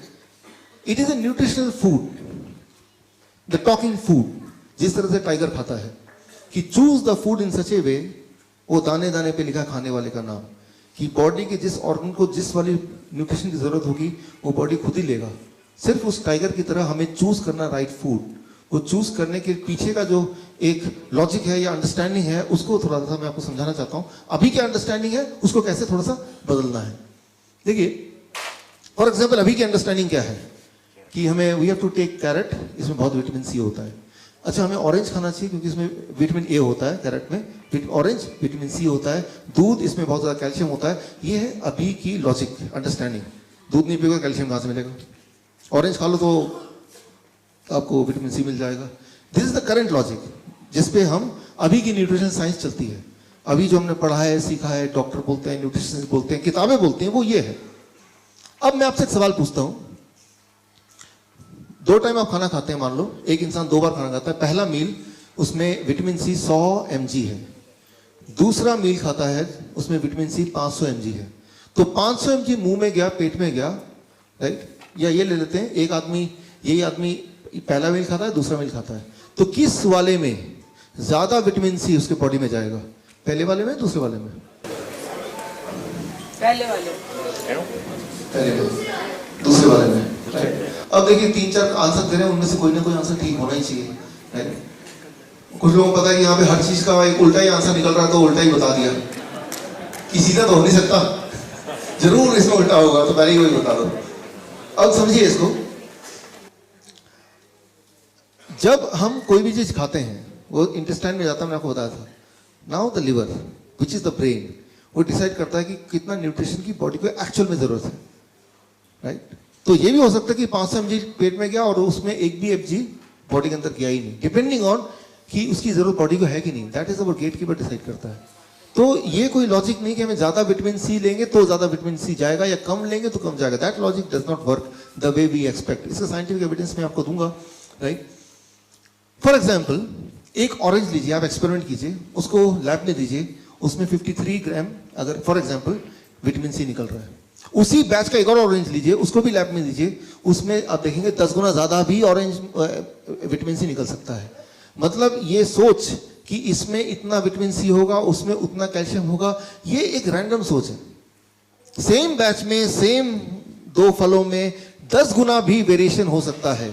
तो अगर हम ये सोचते हैं कि मैंने 10 संतरे खा लिए तो लगभग इतना विटामिन सी चला गया होगा, वो कैलकुलेशन फेल हो जाएगी। उसी तरह से जिस तरह से अगर आप कैलकुलेट करने लगे कि एक्सेलरेशन, वेलोसिटी, बॉल कैच करने से पहले और फिर आप सोचें अब मैं ज्यादा बेटर कैच कर पाऊंगा, आई एम श्योर कि आप नहीं कर पाएंगे। उसी तरह से तो ये जो कैलकुलेशन है, ये कैलकुलेशन हम करने के लिए नहीं बने। हमारा जो understanding about this very less and we should not do that calculation, let it happen by the liver, right. उसको करना चाहिए ना कि हमें करना चाहिए। अब देखिए इसको, let me make you understand.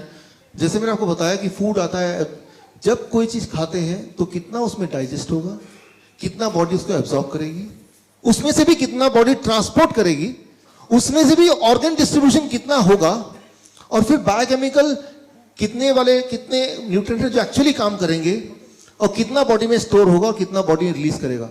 ये एक ऐसी चीज है जो इतना एब्रप्ट है, इतना रैंडम है कि आप उसमें कुछ भी कैलकुलेट नहीं कर सकते, कुछ भी कैलकुलेट नहीं कर सकते। वो उसकी जो अंडरस्टैंडिंग है वो अभी तक इवॉल्व हुई ही नहीं है।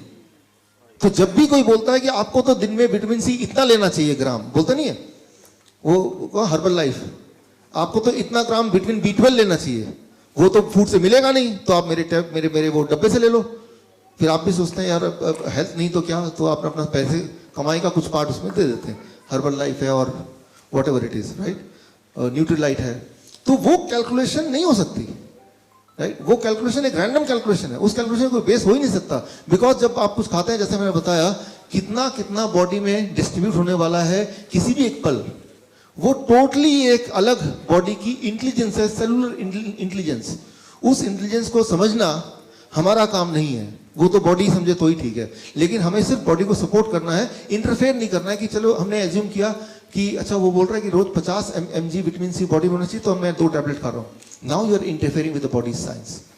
वो कुछ इस तरह से होगा, आप ड्राइवर है, आप पीछे की सीट में बैठे हैं, आपको लग रहा है ड्राइवर ठीक से चलाएगा कि नहीं पता नहीं, तो आपने क्या किया, पीछे की सीट में भी एक स्टीयरिंग लगा दिया। ठीक रहेगा ये आइडिया कि ड्राइवर को गाइड करने के लिए स्टीयरिंग पीछे भी, जब मन चाह आपने भी स्टीयरिंग घुमा दिया, क्या होगा? Only one thing can happen, that is accident, that is confusion. Similarly जब आप डिसाइड करते हैं कि मेरा ब्लड प्रेशर इतना है, अरे इतना लगता ठीक नहीं है, तो इसको थोड़ा कम करना चाहिए, तो एक टैबलेट ले लेते हैं। तो आप क्या करते हैं? वही करते हैं कि पीछे वाली सीट का जो स्टीयरिंग है उसको आप कंट्रोल करने की कोशिश करते हैं। तो आगे वाला सोचता तुम चला रहे, मैं नहीं चला रहा हूं। तो बॉडी बोलता है यार तुम ब्लड प्रेशर मैनेज कर रहे हो तो तुम ही करो, right? Why should I manage? So blood pressure is not that simple. अच्छा देखिए, ब्लड प्रेशर क्या है? इमेजिन कीजिए आपके घर में एक टैप है और टैप के नीचे आपने एक पाइप लगा दिया, टैप ऑन कर दिया, पानी जाएगा। अब टैप पाइप को पकड़ लीजिए, दबा दीजिए, फ्लो बढ़ेगा घटेगा? बढ़ेगा ना। वाटर प्रेशर इंक्रीज होगा डिक्रीज होगा? इंक्रीज होगा, राइट? सो जितना डायमीटर कम होगा उतना प्रेशर बढ़ेगा। ठीक उसी तरह से हमारा ब्लड वेसल में जब ब्लॉकेज होता है तो डायमीटर कम होता है कि बढ़ता है? घट गया, तो ब्लड प्रेशर बढ़ेगा या घटेगा? बढ़ जाएगा। अब दवा से जब आप प्रेशर घटाते हैं तो एक्चुअली हार्ट को वीक करते हैं तो प्रेशर घट जाता है, लेकिन प्रेशर का घटने का मतलब ब्लॉकेज घट गया क्या? तो प्रॉब्लम वही की वही है, सिर्फ वो पैरामीटर चेंज हो गए और बदले में क्या हुआ, वो जो इंसान है वो ब्लड प्रेशर घटाने के चक्कर में उसका हार्ट कमजोर हो रहा है। At that cost he is getting the right और एक्सपेक्टेडली राइट ब्लड प्रेशर। तो मैं ये बोलना चाह रहा हूं कि मैं ऐसा नहीं बोल रहा हूं कि हाई ब्लड प्रेशर ठीक है, लेकिन मैं ये बोलना चाह रहा हूं कि अगर हाई ब्लड प्रेशर है भी और लेकिन दवा लेके ठीक कर रहे हैं तो that is something not expected, right? अगर ड्राइवर गलत डायरेक्शन में गाड़ी चला भी रहा है तब भी आप पीछे की स्टीयरिंग से नहीं कंट्रोल कर सकते उसको। अभी तो सिर्फ गलत डायरेक्शन जा रहा है, फिर तो एक्सीडेंट ही हो जाएगा ना। राइट, कम से कम कहीं जा तो रहे कम से कम, right. So that is what I mean. We should not interfere with the body's functioning in the way, right, as a main driver, right. तो वो वाला इंटरफेरेंस हम ना करें तो ठीक है. नाउ एक बहुत नेचर, दुनिया का सबसे बड़ा एक बहुत ही रेस्पेक्टेड प्रेस्टीजियस जर्नल है, a very prestigious journal, it's called nature, right. So nature journal में इन्होंने प्रूव किया कि जब भी कोई न्यूट्रिशन मतलब विटामिन सी हो गया, विटामिन ए हो गया, बीटा कैरोटीन, या फिर और कोई मिनरल हो गया, जब वो फ्रूट्स के या सब्जियों के अंदर रहता है तो उसकी ताकत काम करने की कई गुना 263 टाइम ज्यादा होती है इन कंपैरिजन टू जब उस न्यूट्रिशन को अलग से निकाल के एक टैबलेट में भर के आप उसको खाने लगते हैं.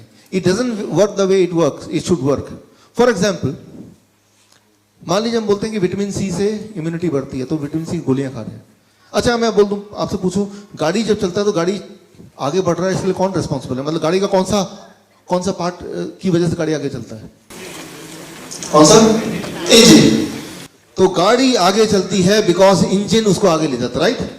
अच्छा, ऐसी बात है. तो मैं इंजन को उठाता हूं, बाहर निकाल देता हूं, इंजन को और बैठ जाता हूं, क्या अभी गाड़ी आगे मैं आगे बढ़ जाऊंगा? नहीं. वो इंजन तभी आपको गाड़ी आगे ले जाएगा जब वो गाड़ी का पार्ट होगा. अलग से वो बेकार है. पावरफुल है लेकिन अलग से कोई पावर नहीं है उसकी, राइट. इट इज राइट कि विटामिन सी आपकी इम्यूनिटी को स्ट्रॉन्ग करेगी और करती है when it is a part of the whole. जब पूरे उसका एक पार्ट है तभी उसके वो कर सकती है. वो उसको अलग ले लोगे and then you expect the same result. It do not happen. ऐसा होता नहीं है, राइट. सो अच्छा, ये जो सारा मेडिसिन का पूरा ये जो आया है पिछले 50 साल में, ये बना कैसे? Right, which we call medical science. Ayurveda को साइंस नहीं बोलते हैं, किसी और को साइंस नहीं बोलते, मेडिकल को साइंस क्यों बोलते हैं? How it came? क्योंकि इसके पीछे का जो बैकअप है वो साइंस का बैकअप है. किस तरह का, मैं आपको एग्जांपल देता हूं. 1922 में, ये बहुत बड़ा एग्जांपल है. साइंस एक बहुत बड़ा जर्नल है नेचर की तरह, बहुत ही बड़ा जर्नल है, मोस्ट रेस्पेक्टेड जर्नल साइंस. इसमें एक रिपोर्ट आई, vitamin E discovered in green leafy vegetable with major health benefit. ये देखा कि विटामिन ई जो है वेजिटेबल में जो पाया जाता है उससे बहुत ज्यादा हेल्थ अच्छी रहती है. ये एक रिपोर्ट है. और साइंस में जो रिपोर्ट आती है वो भगवान का दिया बनाया हुआ रूल बन गया, मतलब अनचैलेंज्ड. मतलब उसको कई कड़े मतलब ऑब्स्टिकल पास करना पड़ता है तभी जाके वो रिपोर्ट छपती है फाइनली, राइट. बायस्ड रिपोर्ट नहीं छप सकती, ओरिजिनल रिपोर्ट छपती है. तो ये रिपोर्ट के बाद ये देखा गया 1993 फर्दर ये प्रूव हुआ कि ऐसे लोग जिनकी बॉडी में विटामिन ई ब्लड में ज्यादा है होती है उनका हार्ट डिजीज कम होता है. तो पहले तो ये प्रूव हुआ विटामिन ई वेजिटेबल्स में जो है वो हेल्थ के लिए बड़ा अच्छा है. साथ में ये भी प्रूव कर दिया गया विटामिन ई ज्यादा ब्लड में तो हार्ट डिजीज कम. क्लियर? अब आप एक बिजनेसमैन है, आपने क्या किया, ये दोनों रिजल्ट निकाले और तीसरे आदमी को दिखाया जिसको बेचना चाहते हैं, देखो भाई vitamin C is good for health and is good for heart disease. वो मान गया, साइंस जर्नल में आया. आपने क्या किया, अनजाने में या जानबूझ के वेजिटेबल फूड से विटामिन सी निकाला, उसकी गोली बनाई, ये गोली ले लो, राइट. और आपने इसको देख लिया और वो मार्केटिंग वाले ने मार्केट कर दिया और आपने एक्सपेक्ट किया कि भाई अब ये वैसे ही काम करेगा, राइट. तो इससे ये शुरू हुई और ये जेन्युइनली शुरू हुई कि लगा लोगों को, FDA को लगा, साइंटिफिक कम्युनिटी को लगा कि ऐसा ही तो होना चाहिए. लेकिन जिन लोगों ने ये दवाइयां लेनी शुरू की उनको ट्रैक करना शुरू किया, ट्रैकिंग एजेंसीज. फिर फाइनली ये रिपोर्ट आया 2008 में, vitamin E in supplements can increase the heart disease, right. Vitamin E supplement form में लेंगे तो हार्ट डिजीज बढ़ेगा, विटामिन ई अगर सब्जियों से डायरेक्ट बॉडी में आएगा तो हार्ट डिजीज घटेगा. Right, understand? सेम न्यूट्रिएंट है but two opposite action depending on how you are taking it.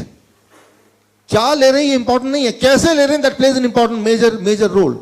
लेकिन ये अंडरस्टैंडिंग कब आई मेडिकल साइंस में? ये आते आते 2008 हो गया, अब आ रही है धीरे धीरे, आज से 10 साल बाद पहले, राइट, या उससे भी और थोड़े से पहले, कि क्या ले रहे हैं वो इंपॉर्टेंट तो होगा लेकिन कैसे ले रहे हैं, कौन से सोर्स से आ रहा है, that is even more important, rather उसको सप्लीमेंट फॉर्म में लेंगे तो जो एक्सपेक्टेड उसका बेनिफिट था वही उसका नुकसानदेह हो जाएगा, राइट? हाँ, वो नहीं पता, क्योंकि मेडिकल कॉलेज में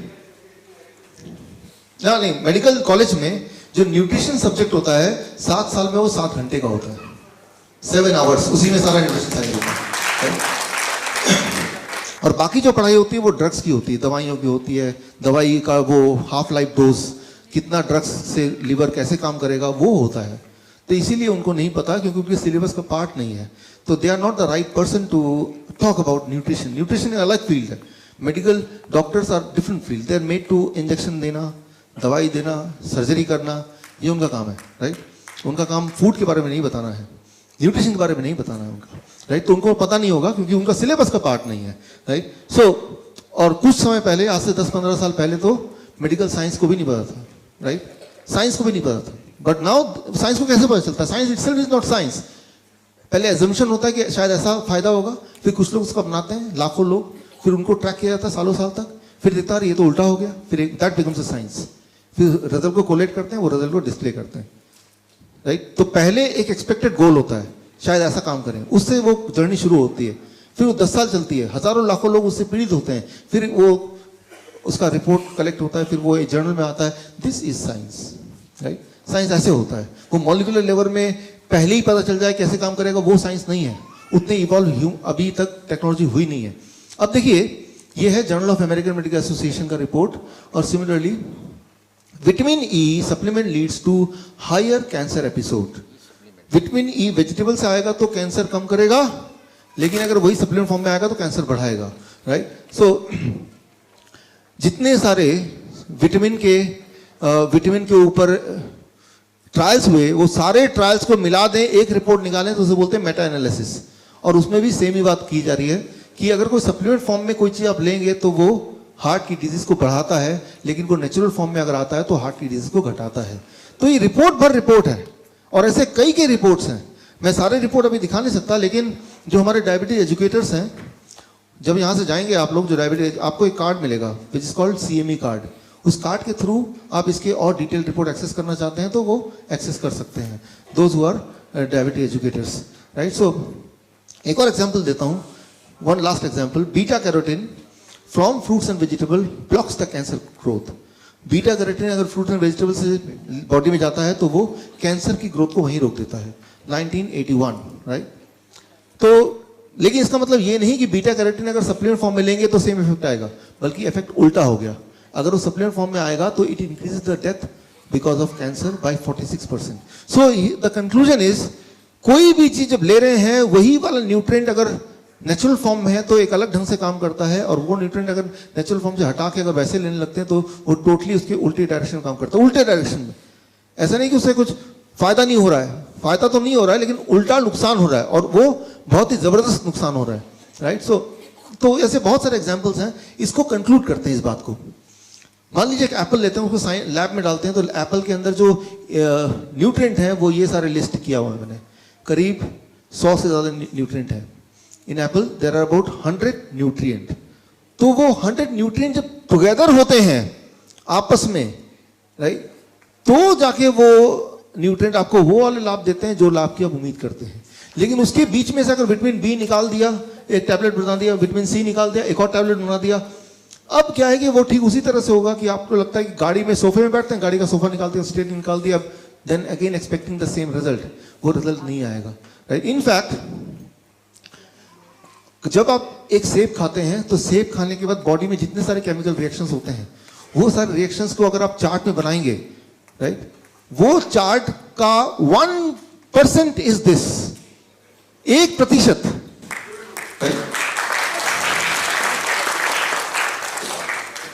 99% इसको और बढ़ा दीजिए। तो जब एक सिंपल एक्शन एक सेब खाने का होता है तो बॉडी में न जाने हजारों लाखों कितने सारे केमिकल रिएक्शंस होते हैं जो आप कॉम्प्रिहेंड नहीं कर सकते, अंदाजा नहीं लगा सकते, और वो आपका काम भी नहीं है।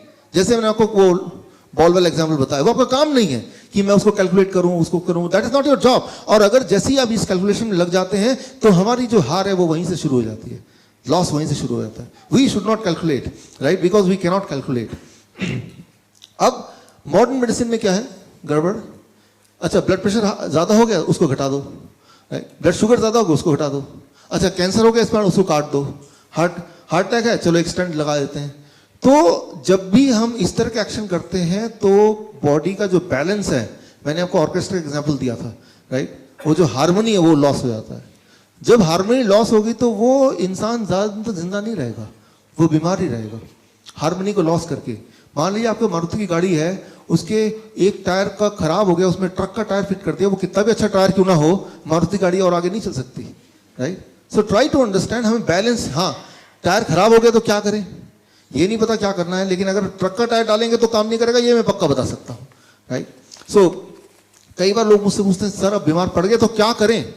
अच्छा टीवी मेरा खराब हो गया, क्या करें, तो मैं टीवी उठा के बच्चे के हाथ में नहीं दे दूंगा, पीछे खोल के वो कुछ भी करेगा तो गड़बड़ी होगा, राइट। तो टीवी बीमार पड़ने के बाद मेडिसिन खाना ठीक वैसे ही होगा कि भाई टीवी खराब होने के बाद टीवी खोल के एक छोटे बच्चे को दे दिया, भाई इसको ठीक करने की कोशिश कर, राइट। तो मैं ये नहीं बोल रहा हूँ ठीक कैसे करना है नहीं करना, लेकिन मैं ये बोल रहा हूँ कि उसको और खराब नहीं करना, कम से कम need not to make it more sick, right. So now अगर ह्यूमन डिजीज की बात करें, इंटरनेशनल क्लासिफिकेशन ऑफ डिजीज 1662 में पहली बार ये लिखा गया कि इंसान कितने तरह से बीमार पड़ सकता है, और वो था 81 तरीके से बीमार पड़ सकता है। और उसका जो लेटेस्ट एडिशन है दैट इज कॉल्ड ICD-10, अब वो फिगर आ गया 81 से 8000। इंसान आज की तारीख में 8000 तरीके से बीमार पड़ सकता है, 8000। लेकिन मैंने आपको शुरू में बता दिया, इंसान एक्चुअली एक ही तरीके से बीमार पड़ता है मोस्ट ऑफ द टाइम, कि वो चिपचिपा हो जाता है ब्लड वेसल, देन इन्फ्लेमेशन होती है वहां पे, देन वहां ब्लॉकेज बनते हैं, और ब्लॉकेज जहां भी बना, जिस भी ऑर्गन में बना, वो ऑर्गन काम नहीं करेगा तो उसी का एक नाम दे देते हैं, right. Arthritis, gastritis, pancreatitis, otitis. Itis देख रहे हैं आप, आइटिस सुन रहे हैं, आइटिस का मतलब वहां पे घाव, उस ऑर्गन में घाव, राइट। तो बीमारी एक ही है, उसके नाम बढ़ते गए, अब 8000 हो गए, और हर बीमारी के 10-10 दवाइयां हैं, 80,000 different kind of medicine at least. So और उसके हज़ारों ब्रांड्स हैं, उसके हज़ारों डोजेज हैं, राइट, उसके हज़ारों कॉम्पोजिशंस हैं, कॉम्बिनेशंस हैं। सो that is how the human disease वो बढ़ता ही जा रहा है, बढ़ता ही जा रहा है, राइट। सो नाउ यहाँ पे कंक्लूजन ये करें कि तो करना क्या है। मेडिकल मॉडर्न मेडिसिन जो सिम्टम बेस्ड है वो कॉस्ट बेस्ड नहीं। सिम्टम क्या होता है, कॉज क्या होता है, मैं इसको समझाता हूँ, इस पर फोकस करेंगे तो will reach to the solution. मान लीजिए यहाँ से आप घर जाते हैं, घर जाके देखते हैं, घर जैसे ही एंटर करते हैं, लॉक खोलते हैं, दरवाजा के अंदर जाते हैं, कितनी बदबू आ रही है, पता नहीं बदबू आ रही है, लगता है चूहे मरने की बदबू आ रही है, राइट, रहा नहीं जा रहा बिल्कुल।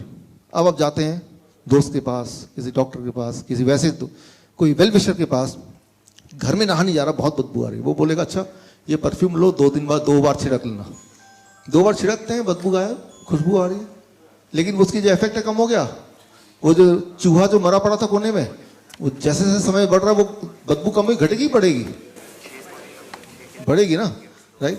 लेकिन आप देख रहे हैं 2 बार में काम नहीं कर रहा, आपने दोबारा उस दोस्त के पास जाते हैं, यार आपने वो दिया था परफ्यूम, लेकिन यार उसके बावजूद भी बदबू आ रही, बोलेगा इसको 2 बार छिड़क दो तो 4 बार छिड़क लो, 4 बार छिड़कते काम बन जाता है। लेकिन कुछ समय तक, क्योंकि अभी सड़ रहा है, वो थोड़ा और सड़ेगा, राइट, फिर बोलेगा मैं ये इंपोर्टेड परफ्यूम लाया हूं, अब इसको ट्राई करो, राइट। तो लेकिन अगर मैं पूछूं सीधे सीधे कि सोल्यूशन क्या है इसमें, व्हाट इज द सोल्यूशन, अरे भाई वो चूहा ढूंढो, जहां भी उठा के फेंको, प्रॉब्लम इज सॉल्व। तो सिम्टम क्या है, वो जो बदबू है दैट इज सिम्टम। तो सिम्टम को नहीं ठीक करना है, ब्लड प्रेशर बढ़ा हुआ आ रहा है, ठीक नहीं है, तो लेकिन ब्लड प्रेशर बढ़े को नहीं ठीक करना है, वो तो सिम्टम हुआ, राइट। वो हुआ क्यों, स्टोन है, स्टोन को निकाल दिया दोबारा स्टोन हो जाएगा, लेकिन स्टोन हुआ ही क्यों, वो कॉज को ठीक करेंगे तो बॉडी, याद रखिए जिस चीज को बॉडी बना सकती है उस चीज को बॉडी डिसॉल्व भी कर सकती है। अगर बॉडी ब्लॉकेज बना सकती है तो बॉडी ब्लॉकेज डिसॉल्व कर सकती है, बॉडी स्टोन बना सकती है तो बॉडी स्टोन डिसॉल्व कर सकती है, बॉडी अगर किडनी डैमेज होता है तो किडनी रिवाइव हो सकता है। लिवर तो ऐसा है वो छिपकली की पूंछ की तरह, उसको काट के 2 टुकड़े कर दें तब भी नया लिवर आ जाएगा। तो बॉडी के पास हीलिंग प्रॉपर्टीज हैं, लेकिन हीलिंग करने के जो टूल्स हैं वो टूल्स आपको देने हैं, लाइक द टाइगर, राइट।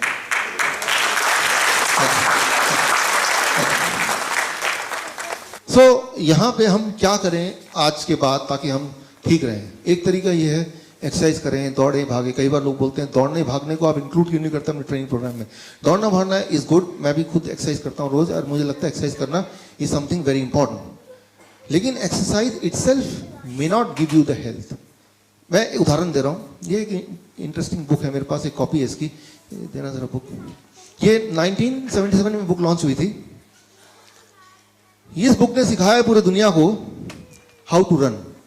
ये बेस्ट सेलर था, जेम्स फिक्स, दुनिया को सिखाया कि रन दौड़ना कैसे है, राइट, दौड़ना। 1984 में 52 की एज में इनकी हार्ट अटैक से डेथ हो गई, राइट। मैं ये नहीं बोल रहा हूँ कि दौड़ने से हार्ट अटैक हो सकता है, I am not saying that, right. मैं सिर्फ इतना बोल रहा हूँ कि अगर हम सोच रहे हैं कि मैं रोज एक्सरसाइज करता हूँ तो मैं हेल्दी रहूंगा, एक्सरसाइज करना एक इंपॉर्टेंट पार्ट है, लेकिन सिर्फ पार्ट है वो, it itself is not complete, that's what I mean, right. आपने ये चेहरा देखा है, सुना है, जानते हैं? आर्नोल्ड कितनी बार वर्ल्ड ओलंपियाड बने, बॉडी बिल्डर 8 बार मेरे ख्याल से, राइट। तो इट सीम्स कि he is the healthiest person in the planet, लेकिन अपनी ऑटोबायोग्राफी में इन्होंने रिवील किया कि इनको हार्ट की बीमारी है। मैं इसे इतना बोलना चाह रहा हूं, अगर आप बोल रहे हैं कि मैं तो रोज एक्सरसाइज करता हूं, मैं तो रोज योगा करता हूं, तो I should be healthy, that is one component. याद रखिए, आपकी गाड़ी कितनी भी अच्छी क्यों ना हो, उसमें राइट फ्यूल अगर नहीं डालेंगे तो गाड़ी अच्छी कैसे रहेगी, राइट। गाड़ी तो अच्छी होनी ही चाहिए, वो ये करेगा, गाड़ी को मजबूती देगा, आपके बोन्स हैं, हड्डियां हैं, आपके फेफड़े हैं, उसको वो मजबूती देगा, लेकिन राइट फ्यूल नहीं होगा तो ये भी क्या करेगा, राइट। तो राइट फ्यूल का मतलब क्या होगा, right food, that is the talking food, the food which communicate to us, the food with which you can communicate, right? So अभी क्या करना है, मेरा एक फेवरेट वीडियो है 2 मिनट का, 1 मिनट का, वो आप में से जो लोग पहले मेरे लेक्चर में आए वो उन्होंने देखा होगा, लेकिन बाकियों के लिए 1 minute you have to see this. Bill Clinton का उदाहरण, 2004 में उनको 4 बाईपास सर्जरी हुए, 2005 में 1 लंग सर्जरी हुआ, 2010 में 2 एंजियोप्लास्टी हुआ, बीमार पड़ते चले गए, जैसा कि नॉर्मली होता है। कोई भी सर्जरी का पेशेंट पहले ऐसा नहीं बनता। हमारे पड़ोस में वर्मा जी हैं, और बाईपास सर्जरी के बाद मिले, मैंने कहा कैसे हैं, नहीं अब मैं ठीक हूँ, 4 चक्कर लगाता हूँ और तेल बंद कर दिया, गुस्सा भी नहीं करते हैं, टाइम पे सो जाते हैं, अब मैं ठीक हूँ। ये सारा पहले ही कर लेते हैं ना सर्जरी के तो ठीक हुए हैं लाइफस्टाइल बदलने से, लेकिन वो समझ आने के लिए वो 5 लाख खर्च कर दिए, वो सब कुछ कर दिया, अब जाकर वो समझ आई। तो बाईपास सर्जरी ने उनके हार्ट को ठीक नहीं किया, उनके दिमाग को ठीक कर दिया।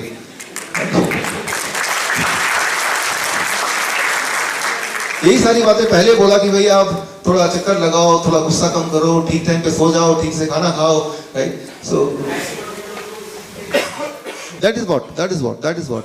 सो दिमाग को ठीक करना है तो कोई कारण है, so placebo effect, right. So Bill Clinton की हम बात कर रहे थे, 2010 में उनको किसी ने चाइना स्टडी के बारे में बताया, तो बुक, राइट, 2010 में उनको ये बुक मिली, ये तो वियतनामीज एडिशन, इंग्लिश एडिशन मिला। उन्होंने फिर सोचा कि बुक में जो मैंने बताया WF आगे क्या था, PB, कि वो वाला मेडिसिन मुझे लेना है, मतलब वो लाइफस्टाइल लेना है, एंड ही टुक इट, उन्होंने किया, और कुछ दिनों के अंदर उनकी हार्ट की बीमारी गायब हो गई, मोटे से पतले हो गए, दिमाग जो बहुत स्लो चल रहा था वो अब तेजी से चलने लगा, और वो बहुत ज़्यादा एनर्जेटिक हो गए, दवाइयाँ सारी छूट गई। तब 2010, आज 2018 है, तब से लेके अब तक he never fail sick again. और इलेक्ट्रॉनिक मीडिया ने देखा, इंटरनेशनल मीडिया ने देखा कि बीमार एक इंसान था, लेकिन अब वो इतना एनर्जेटिक जितना वो पहले नहीं था जब वो प्रेसिडेंट थे, even more handsome than when he was the president of America. पूछा कि आपके नए हेल्थ का राज क्या है, उन्होंने जो राज खोला, आप देखिए उन्होंने क्या बोला।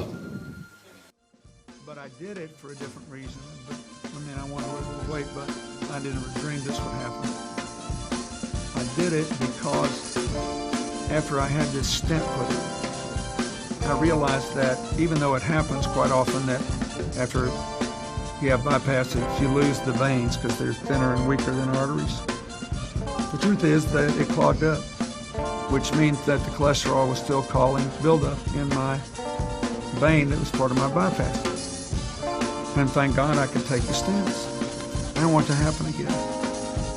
So I did all this research, and I saw that 82% of the people since 1986 who have gone on a plant-based, no dairy, no meat of any kind, no chicken and turkey. I eat very little fish. Once in a while I'll have a little fish, not often. If you can do it, 82% of the people who've done that have begun to heal themselves. Their arterial blockage cleans up, the calcium deposit around their heart breaks up. This movement has been led by a doctor named Caldwell Esselstyn at the Cleveland Clinic, Dean Ornish in Minoa in California, the doctors Campbell, father and son, who wrote the China study, and a handful of others. But we now have 25 years of evidence. And so I thought, well, since I need to lose a little weight for Chelsea's wedding, I'll become part of this experiment. I'll see if I can be one of those that can have a self-clearing mechanism. We'll see. I hope you're healthy for many years and get to see grandchildren for many years. Me to too. come. That's really the big deal. You know, Hillary and I, we're happy. We love our son-in-law and we admire him, and we'd like to be around. If there's grandkids, we want to be there to do our part. Thank you. So अभी आपने सुना, इन्होंने China study का जिक्र किया, China study के author T गोलिन Campbell का जिक्र किया, इन्होंने बताया किस तरह से उन्होंने डाइट चेंज किया और उसके बाद किस तरह से वो हेल्दी रहे, राइट। सो उन्होंने ये मुहिम बनाया अपने जीवन का कि मैं जहाँ भी जाऊँगा इसको प्रमोट करूँगा, और अमेरिका के स्कूलों में भी जाते हैं, जाके उसको इस डाइट को प्रमोट करते हैं, जो चाइना स्टडी जिसके बारे में आपको बताने वाला हूँ, जिसको मैं WFPB बोल रहा था, WFPB, उसको फुल फॉर्म बताऊँगा मैं आपको। लेकिन उसको गहराई से देखेंगे कि bill Clinton one of the most powerful person on earth, उनको भी इस चीज़ को स्प्रेड करने में बड़ी कठिनाई आ रही है, और क्यों आ रही है, कैसे आ रही है, वो तो बोलने की जरूरत नहीं, अंडरस्टैंडेबल, राइट। आप तक क्यों नहीं पहुंच रहा है, देयर इज समवन जो कि चाहता नहीं कि ये आप तक पहुंच जाए, but anyway this is your opportunity to take it back home and try it yourself, अपने आप पे कीजिए। So 98% lifestyle according to this book can be prevented and can be cured. Prevented मतलब रोका जा सकता है, क्योर्ड मतलब अगर हो भी गया तो ठीक किया जा सकता है। 98%, राइट, साइंटिफिकली प्रूवन है। If you can be on WFPB diet, right. ये डाइट क्या है, इसका फुल फॉर्म क्या है? WFPB मतलब whole food plant based diet, इसी नाम से इस बुक में जाना जाता है, इस तरह के खाने को, whole food plant based diet. Food coming from plant to be eaten without changing the form. Simple form में ऐसा खाना जो पौधों से, पत्तों से आता हो, प्लांट से आता हो, और उसके फॉर्म को अगर ना चेंज करके उसी रूप में खाया जाए तो उसे बोलते हैं WFPB। दैट्स हाउ, इनके जो ऑथर ने इसका नाम दिया, दैट इज हाउ। तो इसमें करना क्या है, वो तो इतनी मोटी बुक है, इसको समझेंगे नहीं, मैंने सिंपल आपके लिए बना दिया है एक, I call it the food calendar.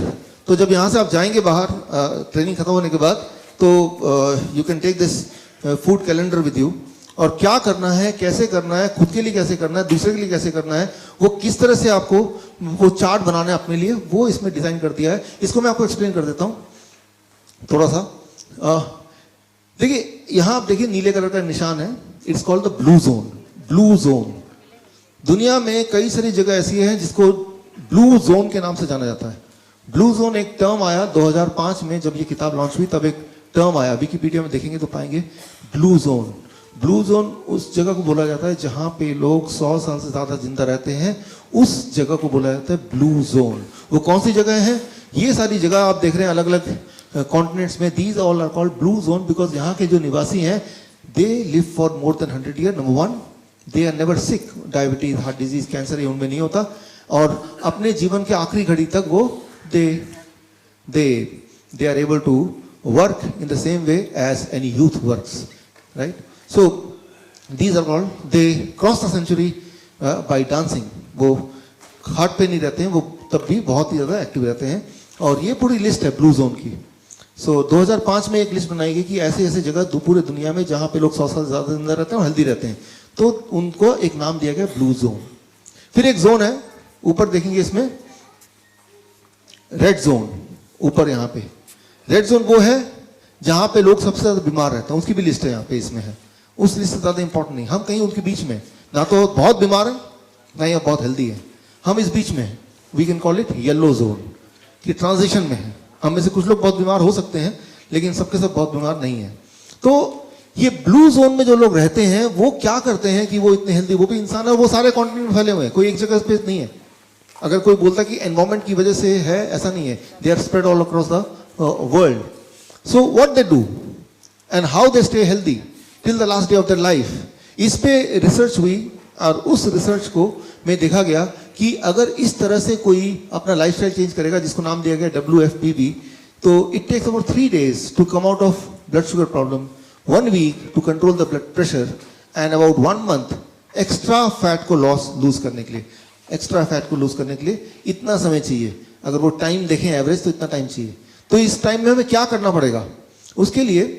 अब देखें यहाँ पे एक टेबल बना है, इस टेबल में आपको पता करना है अपना फूड इंडेक्स। हर एक इंसान का एक फूड इंडेक्स नंबर है, वो आपको पता करना है। वो पता करने के लिए टेबल आप यूज कर सकते हैं, सिंपल टेबल है। इसमें आपको सिर्फ इतना करना पड़ेगा, यहाँ पे आपका आ जाएगा हाइट, मान लो ये 5 फीट है, और यहाँ पे आ जाएगा आपका वेट, मान लो 60 kg। 5 फीट और 60 kg, यहाँ पे आ जाएगा 500 क्रॉसिंग में, तो योर फूड इंडेक्स इज 500। मतलब अगर आपकी हाइट 5 फीट की है और आपका वेट 60 kg का है, तो आपका फूड इंडेक्स क्या हुआ? 600, right? So your food index is 500। सो इस तरह से आपके हाइट और वेट के हिसाब से एक नंबर आएगा, वो नंबर है आपका फूड इंडेक्स, राइट? ये जो बुक में सारा कुछ एक्सप्लेनेशन, उसको मैंने सिंप्लीफाई करके मैंने ऐसे बना दिया ताकि आप आराम से उसको कर पाएं घर जाके।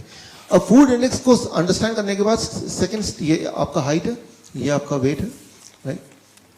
अब alpha it is the food index, और उस फूड इंडेक्स की वजह को यूज करके fruits, alpha is the food index, यानी कि 500 grams of fruits, vegetable 500 grams of vegetable, leaves 0.1 यानी कि 50 grams ऑफ लीव्स, नट्स 0.05 यानी कि 25 grams of nuts, 25 grams of sprouts. कुल मिला के ये आप घर पे देख सकते हैं कि ऐसे आप अपना रफली एक चार्ट बना सकते हैं कि इतना मुझे खाना है, रफली एक चार्ट बना सकते हैं। वो एक रफ चार्ट होगा, उसके बाद आपका इनर इंटेलिजेंस आपको गाइड करेगा। पहले एक चार्ट बना दिया, फिर आपका inner intelligence they will guide you further to modify the chart, right?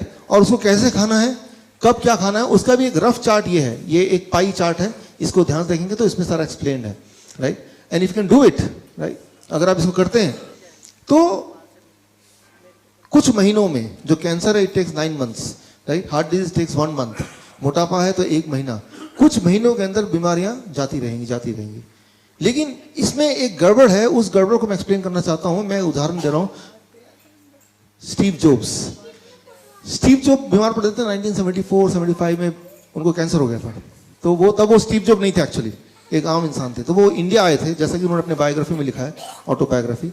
और इंडिया आके उन्होंने इस तरह का जो खाना हम बोलते हैं, जैसे नेचुरोपैथी कहते हैं इंडिया में, भारत में, राइट, वो सीखा और वो खाने लगे और वो कैंसर से ठीक हो गए और वो ठीक रहने लगे।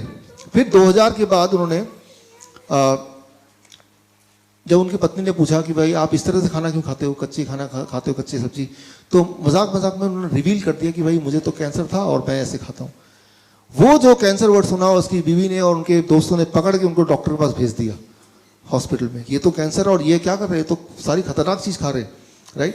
तो that I call yellow zone transition. आप देखते हैं ना, येलो जोन का क्या होता है, गाड़ी जब आप ट्रैफिक लाइट में होते हैं, येलो वाला टाइम होता है, उसमें क्या होता है, आप जा नहीं सकते, लेकिन तब हार्ट बीट कम होती, ज्यादा होती है, राइट? तो जाना है, तैयारी कर रहे हैं, बट जा नहीं सकते अभी। तो मैंने देखा जो diabetes educator they will relate to it, कि जैसे ही आप इस डाइट पे आते हैं, जो पेशेंट आता है, तो वो येलो जोन में आता है, तब आसपास वाले जो है इन्फ्लुएंस करते हैं, अरे ये क्या कर रहे हो, राइट? आप जाके करेंगे तो बोलेंगे आपके घर वाले जो है, आप तो वो हेल्थ की ट्रेनिंग में गए, आप अपना हेल्थ ठीक करना, आप तो दिमाग खराब करके आ गए, राइट? ये क्या कर रहे हो, व्हाट इज दिस? आपने दूध पीने छोड़ दिया इसके हिसाब से, राइट? डेयरी प्रोडक्ट छोड़ दिया, ये दवाई भी छोड़ दी। So this called yellow zone, मतलब वो डर वाला टाइम। उस टाइम में आपका बिहेवियर क्या होगा, आपका बिहेवियर एक्सपेक्टेडली क्या होगा, वो ये होगा कि पास्ट में मैं क्या करता था। तो क्या करेंगे आप, छोड़ छाड़ के ब्रेन बोलेगा यार तुम चुपचाप उसी रास्ते पे चलो जैसे चलते आए हो, तो रिजल्ट भी वही वाला आने वाला जो आया करता था, that you know well, right? If you don't do new action you can not get the new result, right? फिर कुछ दिन बाद मिलते हैं, डॉक्टर साहब मैंने आपका वो सेमिनार अटेंड किया था, मैं तो अभी भी वैसे ही हूँ, लेकिन एक्शन थोड़ा चेंज, वैसे सेमिनार तो अटेंड किया था आपने, right? So you have to change your action also, you have to bold enough. मैं आपको एक उदाहरण से समझाता हूँ इस चीज को। देखिए मान लीजिए ये एक वुडन लॉग है, लकड़ी का टुकड़ा है, चलना है, 2 फीट चौड़ाई है, 10 फीट लंबाई है, इसके ऊपर चलना है, चल पाएंगे आप? ऑफ कोर्स चल पाएंगे। लेकिन इसमें 2 स्टूल के बीच में रख दूं, क्या आप तब भी चल पाएंगे? आप बोलेंगे हाँ चल लेंगे भाई। अगर मैं 2 बिल्डिंग के बीच में रख दूं सेम चीज को, स्किल वही है, करना वही है, कोई नई चीज करने नहीं बोला, लेकिन अब आपका जो पास्ट का एक्सपीरियंस है वो इन्फ्लुएंस करेगा। पता नहीं क्या होगा, गिर गया तो क्या होगा, हड्डियां टूटेंगी, कितने टुकड़े हो जाएंगे मेरे, मैं मर जाऊंगा, मेरे तो बच्चे भी हैं, हजारों चीज, that is called the past experience, you are influenced by the past experience. तो आप बोलेंगे शायद नहीं चल पाएंगे, है ना? अच्छा मैं एक और सिचुएशन देता हूं कि आपकी आंखों में पट्टी है, एक हेलीकॉप्टर आपको उठाता है, पूरे शहर का चक्कर लगा के आपको वहां पे ड्रॉप कर देता, आपको ये नहीं बताया जाता कि आपको जमीन पे है कि हवा में, आपको बस एक आवाज सुनाई देती पीछे से, सब ठीक है आगे बढ़ो, चल पाएंगे? और जब आधे तक पहुंचे फिर बोला अपनी पट्टी हटा लो। अब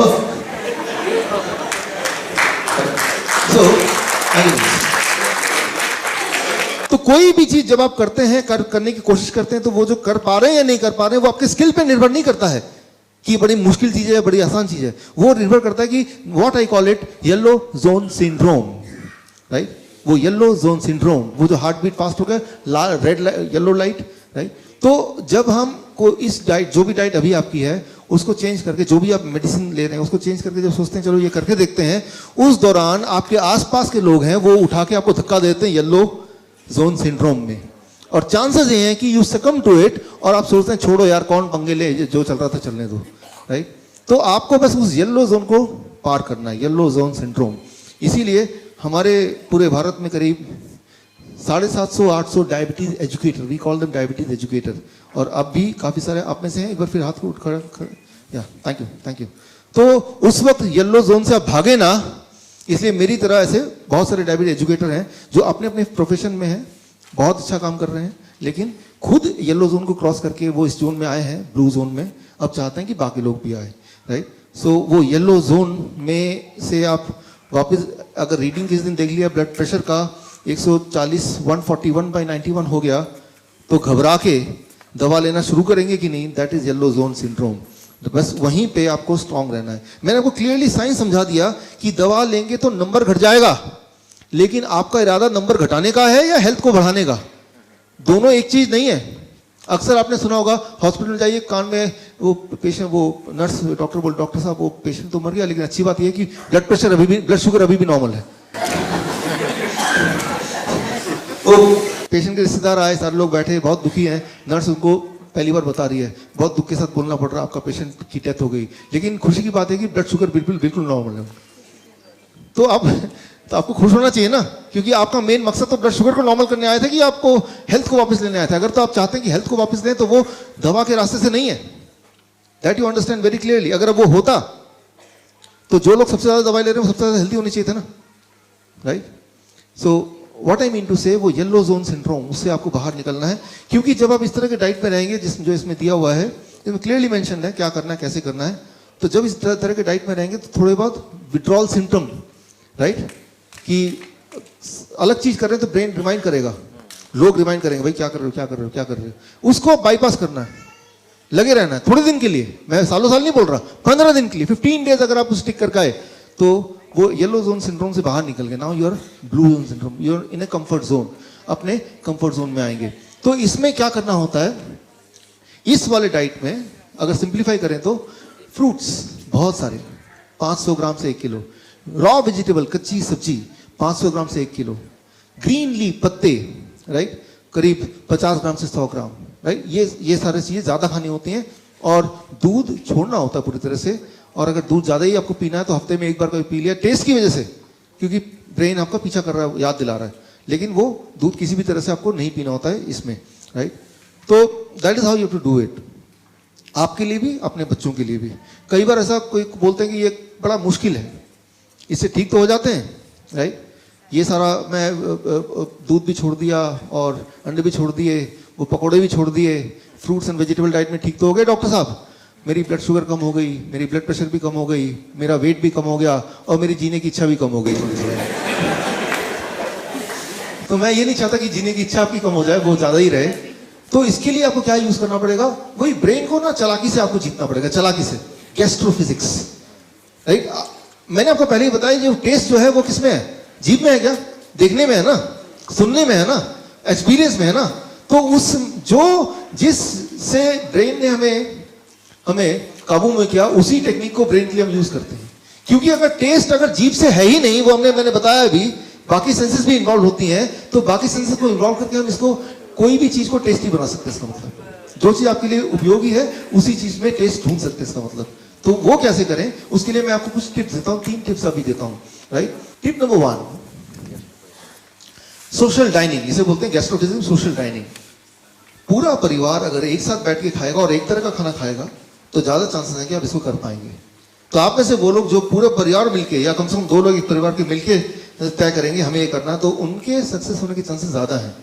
कोई एक करेगा तो वो सक्सेस होने के चांसेस बहुत कम है। That is called social dining, right. ये according to gastrophysics, if you can do it in a group, then you can succeed by have a higher chance of success. तो पहले तो ये कीजिए कि अकेला ना करके 2-4 लोग साथ में। दूसरा, कई लोग मुझे बोलते हैं ये वेजिटेबल है, फ्रूट्स है, ये खाने का मन ही नहीं करता, राइट। मन तो वही करेगा जो सुबह उठते हैं ब्रेड और चाय पीने का मन करेगा, बिकॉज ब्रेन ने वही देखा है। मन कैसे करता है किसी चीज को, उसका एक्सपेरिमेंट कीजिए। मैं आपको एग्जांपल देता हूँ कैसे एक्सपेरिमेंट करना है। अब देखिए, घर में कभी आप रखते हैं इसको, ऐसे एक्सपेरिमेंट कीजिए अपने घर में, जिनके घर में छोटे बच्चे हैं, ऐसे रख दीजिए टेबल के ऊपर। छोटा बच्चा को देखेगा एक दिन खोलेगा, खाने की कोशिश करेगा। नॉर्मली हम क्या करते हैं, कोई पुराने से एक बास्केट में उसको फ्रूट्स को ठूस के रख देते हैं कहीं पे भी, राइट। तो याद रखिए, देखने से, डिस्प्ले से, right, the science, the second tip is कि कोई भी चीज को, फ्रूट्स, कोई भी फूड को अगर आप लगातार देखेंगे कुछ समय तक, तो वो देखने से as if key food is talking to you. धीरे धीरे आपका ब्रेन बोलेगा यार ये बड़ा टेस्टी है, बोलेगा ही बोलेगा, राइट। कोई भी चीज जब आप देखेंगे, चाहे वो पहले टेस्टी नहीं था, लेकिन वो डिस्प्ले में रखा हुआ है, आप उसको देख रहे हैं। अब देखते हैं ना वो रेस्टोरेंट कैसे खाना बेचते हैं, राइट। तो केले वाला उस खाने को सजा के नहीं रखता, ठेले में रख देता है, राइट। ठेले में चिप्स ऐसे ही पड़े हो, आप खाएगा कोई बच्चा, राइट। तो वो display plays an important role, because अब आपको पता है कि जब आप खाते हैं, जीभ से नहीं खाते, एक्चुअली आंखों से खाते हैं पहले, राइट। तो अपने घर में एक चेंज कीजिए, वो ना केवल बच्चों के लिए, खुद के लिए भी चेंज कीजिए कि जब भी घर में कोई फल और सब्जी आए तो उसका डिस्प्ले ठीक कीजिए, right? It should be prominently displayed because that plays a very very important role whether you will choose that food or not. Display का बहुत important महत्व है, right? So उसको अब कैसे डिस्प्ले करेंगे वो आप तक है, that you will decide. I will not decide. मैं तो एग्जाम्पल दे रहा हूँ, right? So this is and then yeah. एक सिंपल आइडिया, जो चीज़ आप खाना कम चाहते हैं कि ये चीज़ ना खाई जाए, ये चीज़ टेस्टी लगती है लेकिन ये ठीक नहीं हेल्थ के लिए, तो the third tip of gastrophysics says, जो चीज़ कम खाना चाहते हैं या आप चाहते हैं कि आपका बच्चा जो है वेजिटेबल्स एंड फ्रूट ज़्यादा खाए, राइट, तो उसको प्लेट के साइज को बड़ा कर दिया, तो वो खाना कम हो गया। आंखें देख रही है कम खाना है, खाना उतना ही है या ज़्यादा है, बट आंखें क्या देख रही है? पहले डिसाइड पेट भरा कि नहीं भरा, वो आपका स्टमक नहीं बताता, कौन बताता है? पहले आपकी आंखें बताती है कि मैंने इतना खाना खाऊंगा तो मेरा पेट भरेगा, उसके बाद स्टमक ब्रेन का बारी बाद में आती है। Your eyes decides whether your stomach is full और नॉट। तो आंखों को धोखा देना है, बड़ा प्लेट, इतना बड़ा प्लेट, तो जितना क्वांटिटी रखेंगे वो कम ही लगेगा, राइट। तो योर चांसेस कि आप उसको पूरी तरह खा जाएं, देखिए अपने ही ब्रेन को, ब्रेन के ही नियम से हम उसको, ब्रेन पता है, ब्रेन को ये पता चल जाएगा यार ये तो वो ट्रेनिंग में गया था और वहीं सीख के आया और मुझे धोखा देने लगा, लेकिन ब्रेन फिर भी सपोर्ट करेगा उसके बावजूद भी, क्योंकि ब्रेन को पता है यार brain is a servant actually, उसको पता है कि मेरा काम है अल्टीमेटली इनको सपोर्ट करना, तो brain will support you, right. तो जब आप अपने बच्चे को भी देंगे और चाहते हैं कि ये चीज़ बच्चा जरूर खाए, तो प्लेट का साइज बड़ा और चीज़ें फिर रख देंगे तो वो उसका पेट देर से भरेगा। और जो चीज़ चाहते हैं कि बच्चा खाए ना, इतना छोटा सा प्लेट वो बाहर निकल के गिर रहा है, राइट। तो बच्चे को ब्रेन, आंखें बोलेंगी ये इतना ज़्यादा है, तो थोड़ा सा खा के भी लगेगा कि अब खाने की इच्छा पूरी होती है। So these are the small things which you have to take care. ये दिस इज कॉल्ड गैस्ट्रोफिजिक्स। ये अपने आप में एक बड़ा सब्जेक्ट है। जो डायबिटीज एजुकेटर्स हैं तो CME कार्ड जो मिलेगा उसमें आपको पूरा इलोबरेट जो चाहिए पूरा आपको उसके अंदर मिल जाएगा, या फिर कभी दोबारा कभी ट्रेनिंग का मौका मिलेगा तो एक बार सिर्फ हम इस सब्जेक्ट पे ही, science of choosing the food, right, how we choose. आज मैंने आपको आइडिया दिया, when we choose the food the taste doesn't matter. When we choose the food, many other things matters, which has nothing to do with the taste itself. तो size तब test matter नहीं करता, कई सारे ऐसी चीज matter करती है जो हमने कभी सीरियसली लिया भी नहीं, जैसे कलर मैटर करता है, हालांकि we can not eat the colour, right. जैसे साइज मैटर करता है, जैसे उसकी आवाज़ मैटर करती है जो हमने कभी देखा नहीं, राइट, लेकिन वो मैटर करती है और वो अच्छी तरह से मैटर करती है, right. So when you decide the food, तो फूड कौन सा टेस्टी है कौन सा टेस्टी नहीं है वो फूड इटसेल्फ की रिस्पॉन्सिबिलिटी नहीं है, आपका ब्रेन वैसे ट्यून्ड है। और अगर वो ब्रेन की ही बात है तो वो तो आप चेंज कर ही सकते हैं। इट इज़ वेरी फ्लेक्सिबल, तभी ब्रेन को बोलते हैं brain is elastic, it is not plastic. Plastic वो होता है जो बदल नहीं सकता, इलास्टिक वो होता है जो चेंज हो सकता है। So be elastic. Thank you friends, thank you, thank you, thank you. So आपने ध्यान से सुना और मुझे बोलने का मौका दिया, दोबारा भी मौका देंगे, मैं ऐसा उम्मीद करता हूँ। All the best.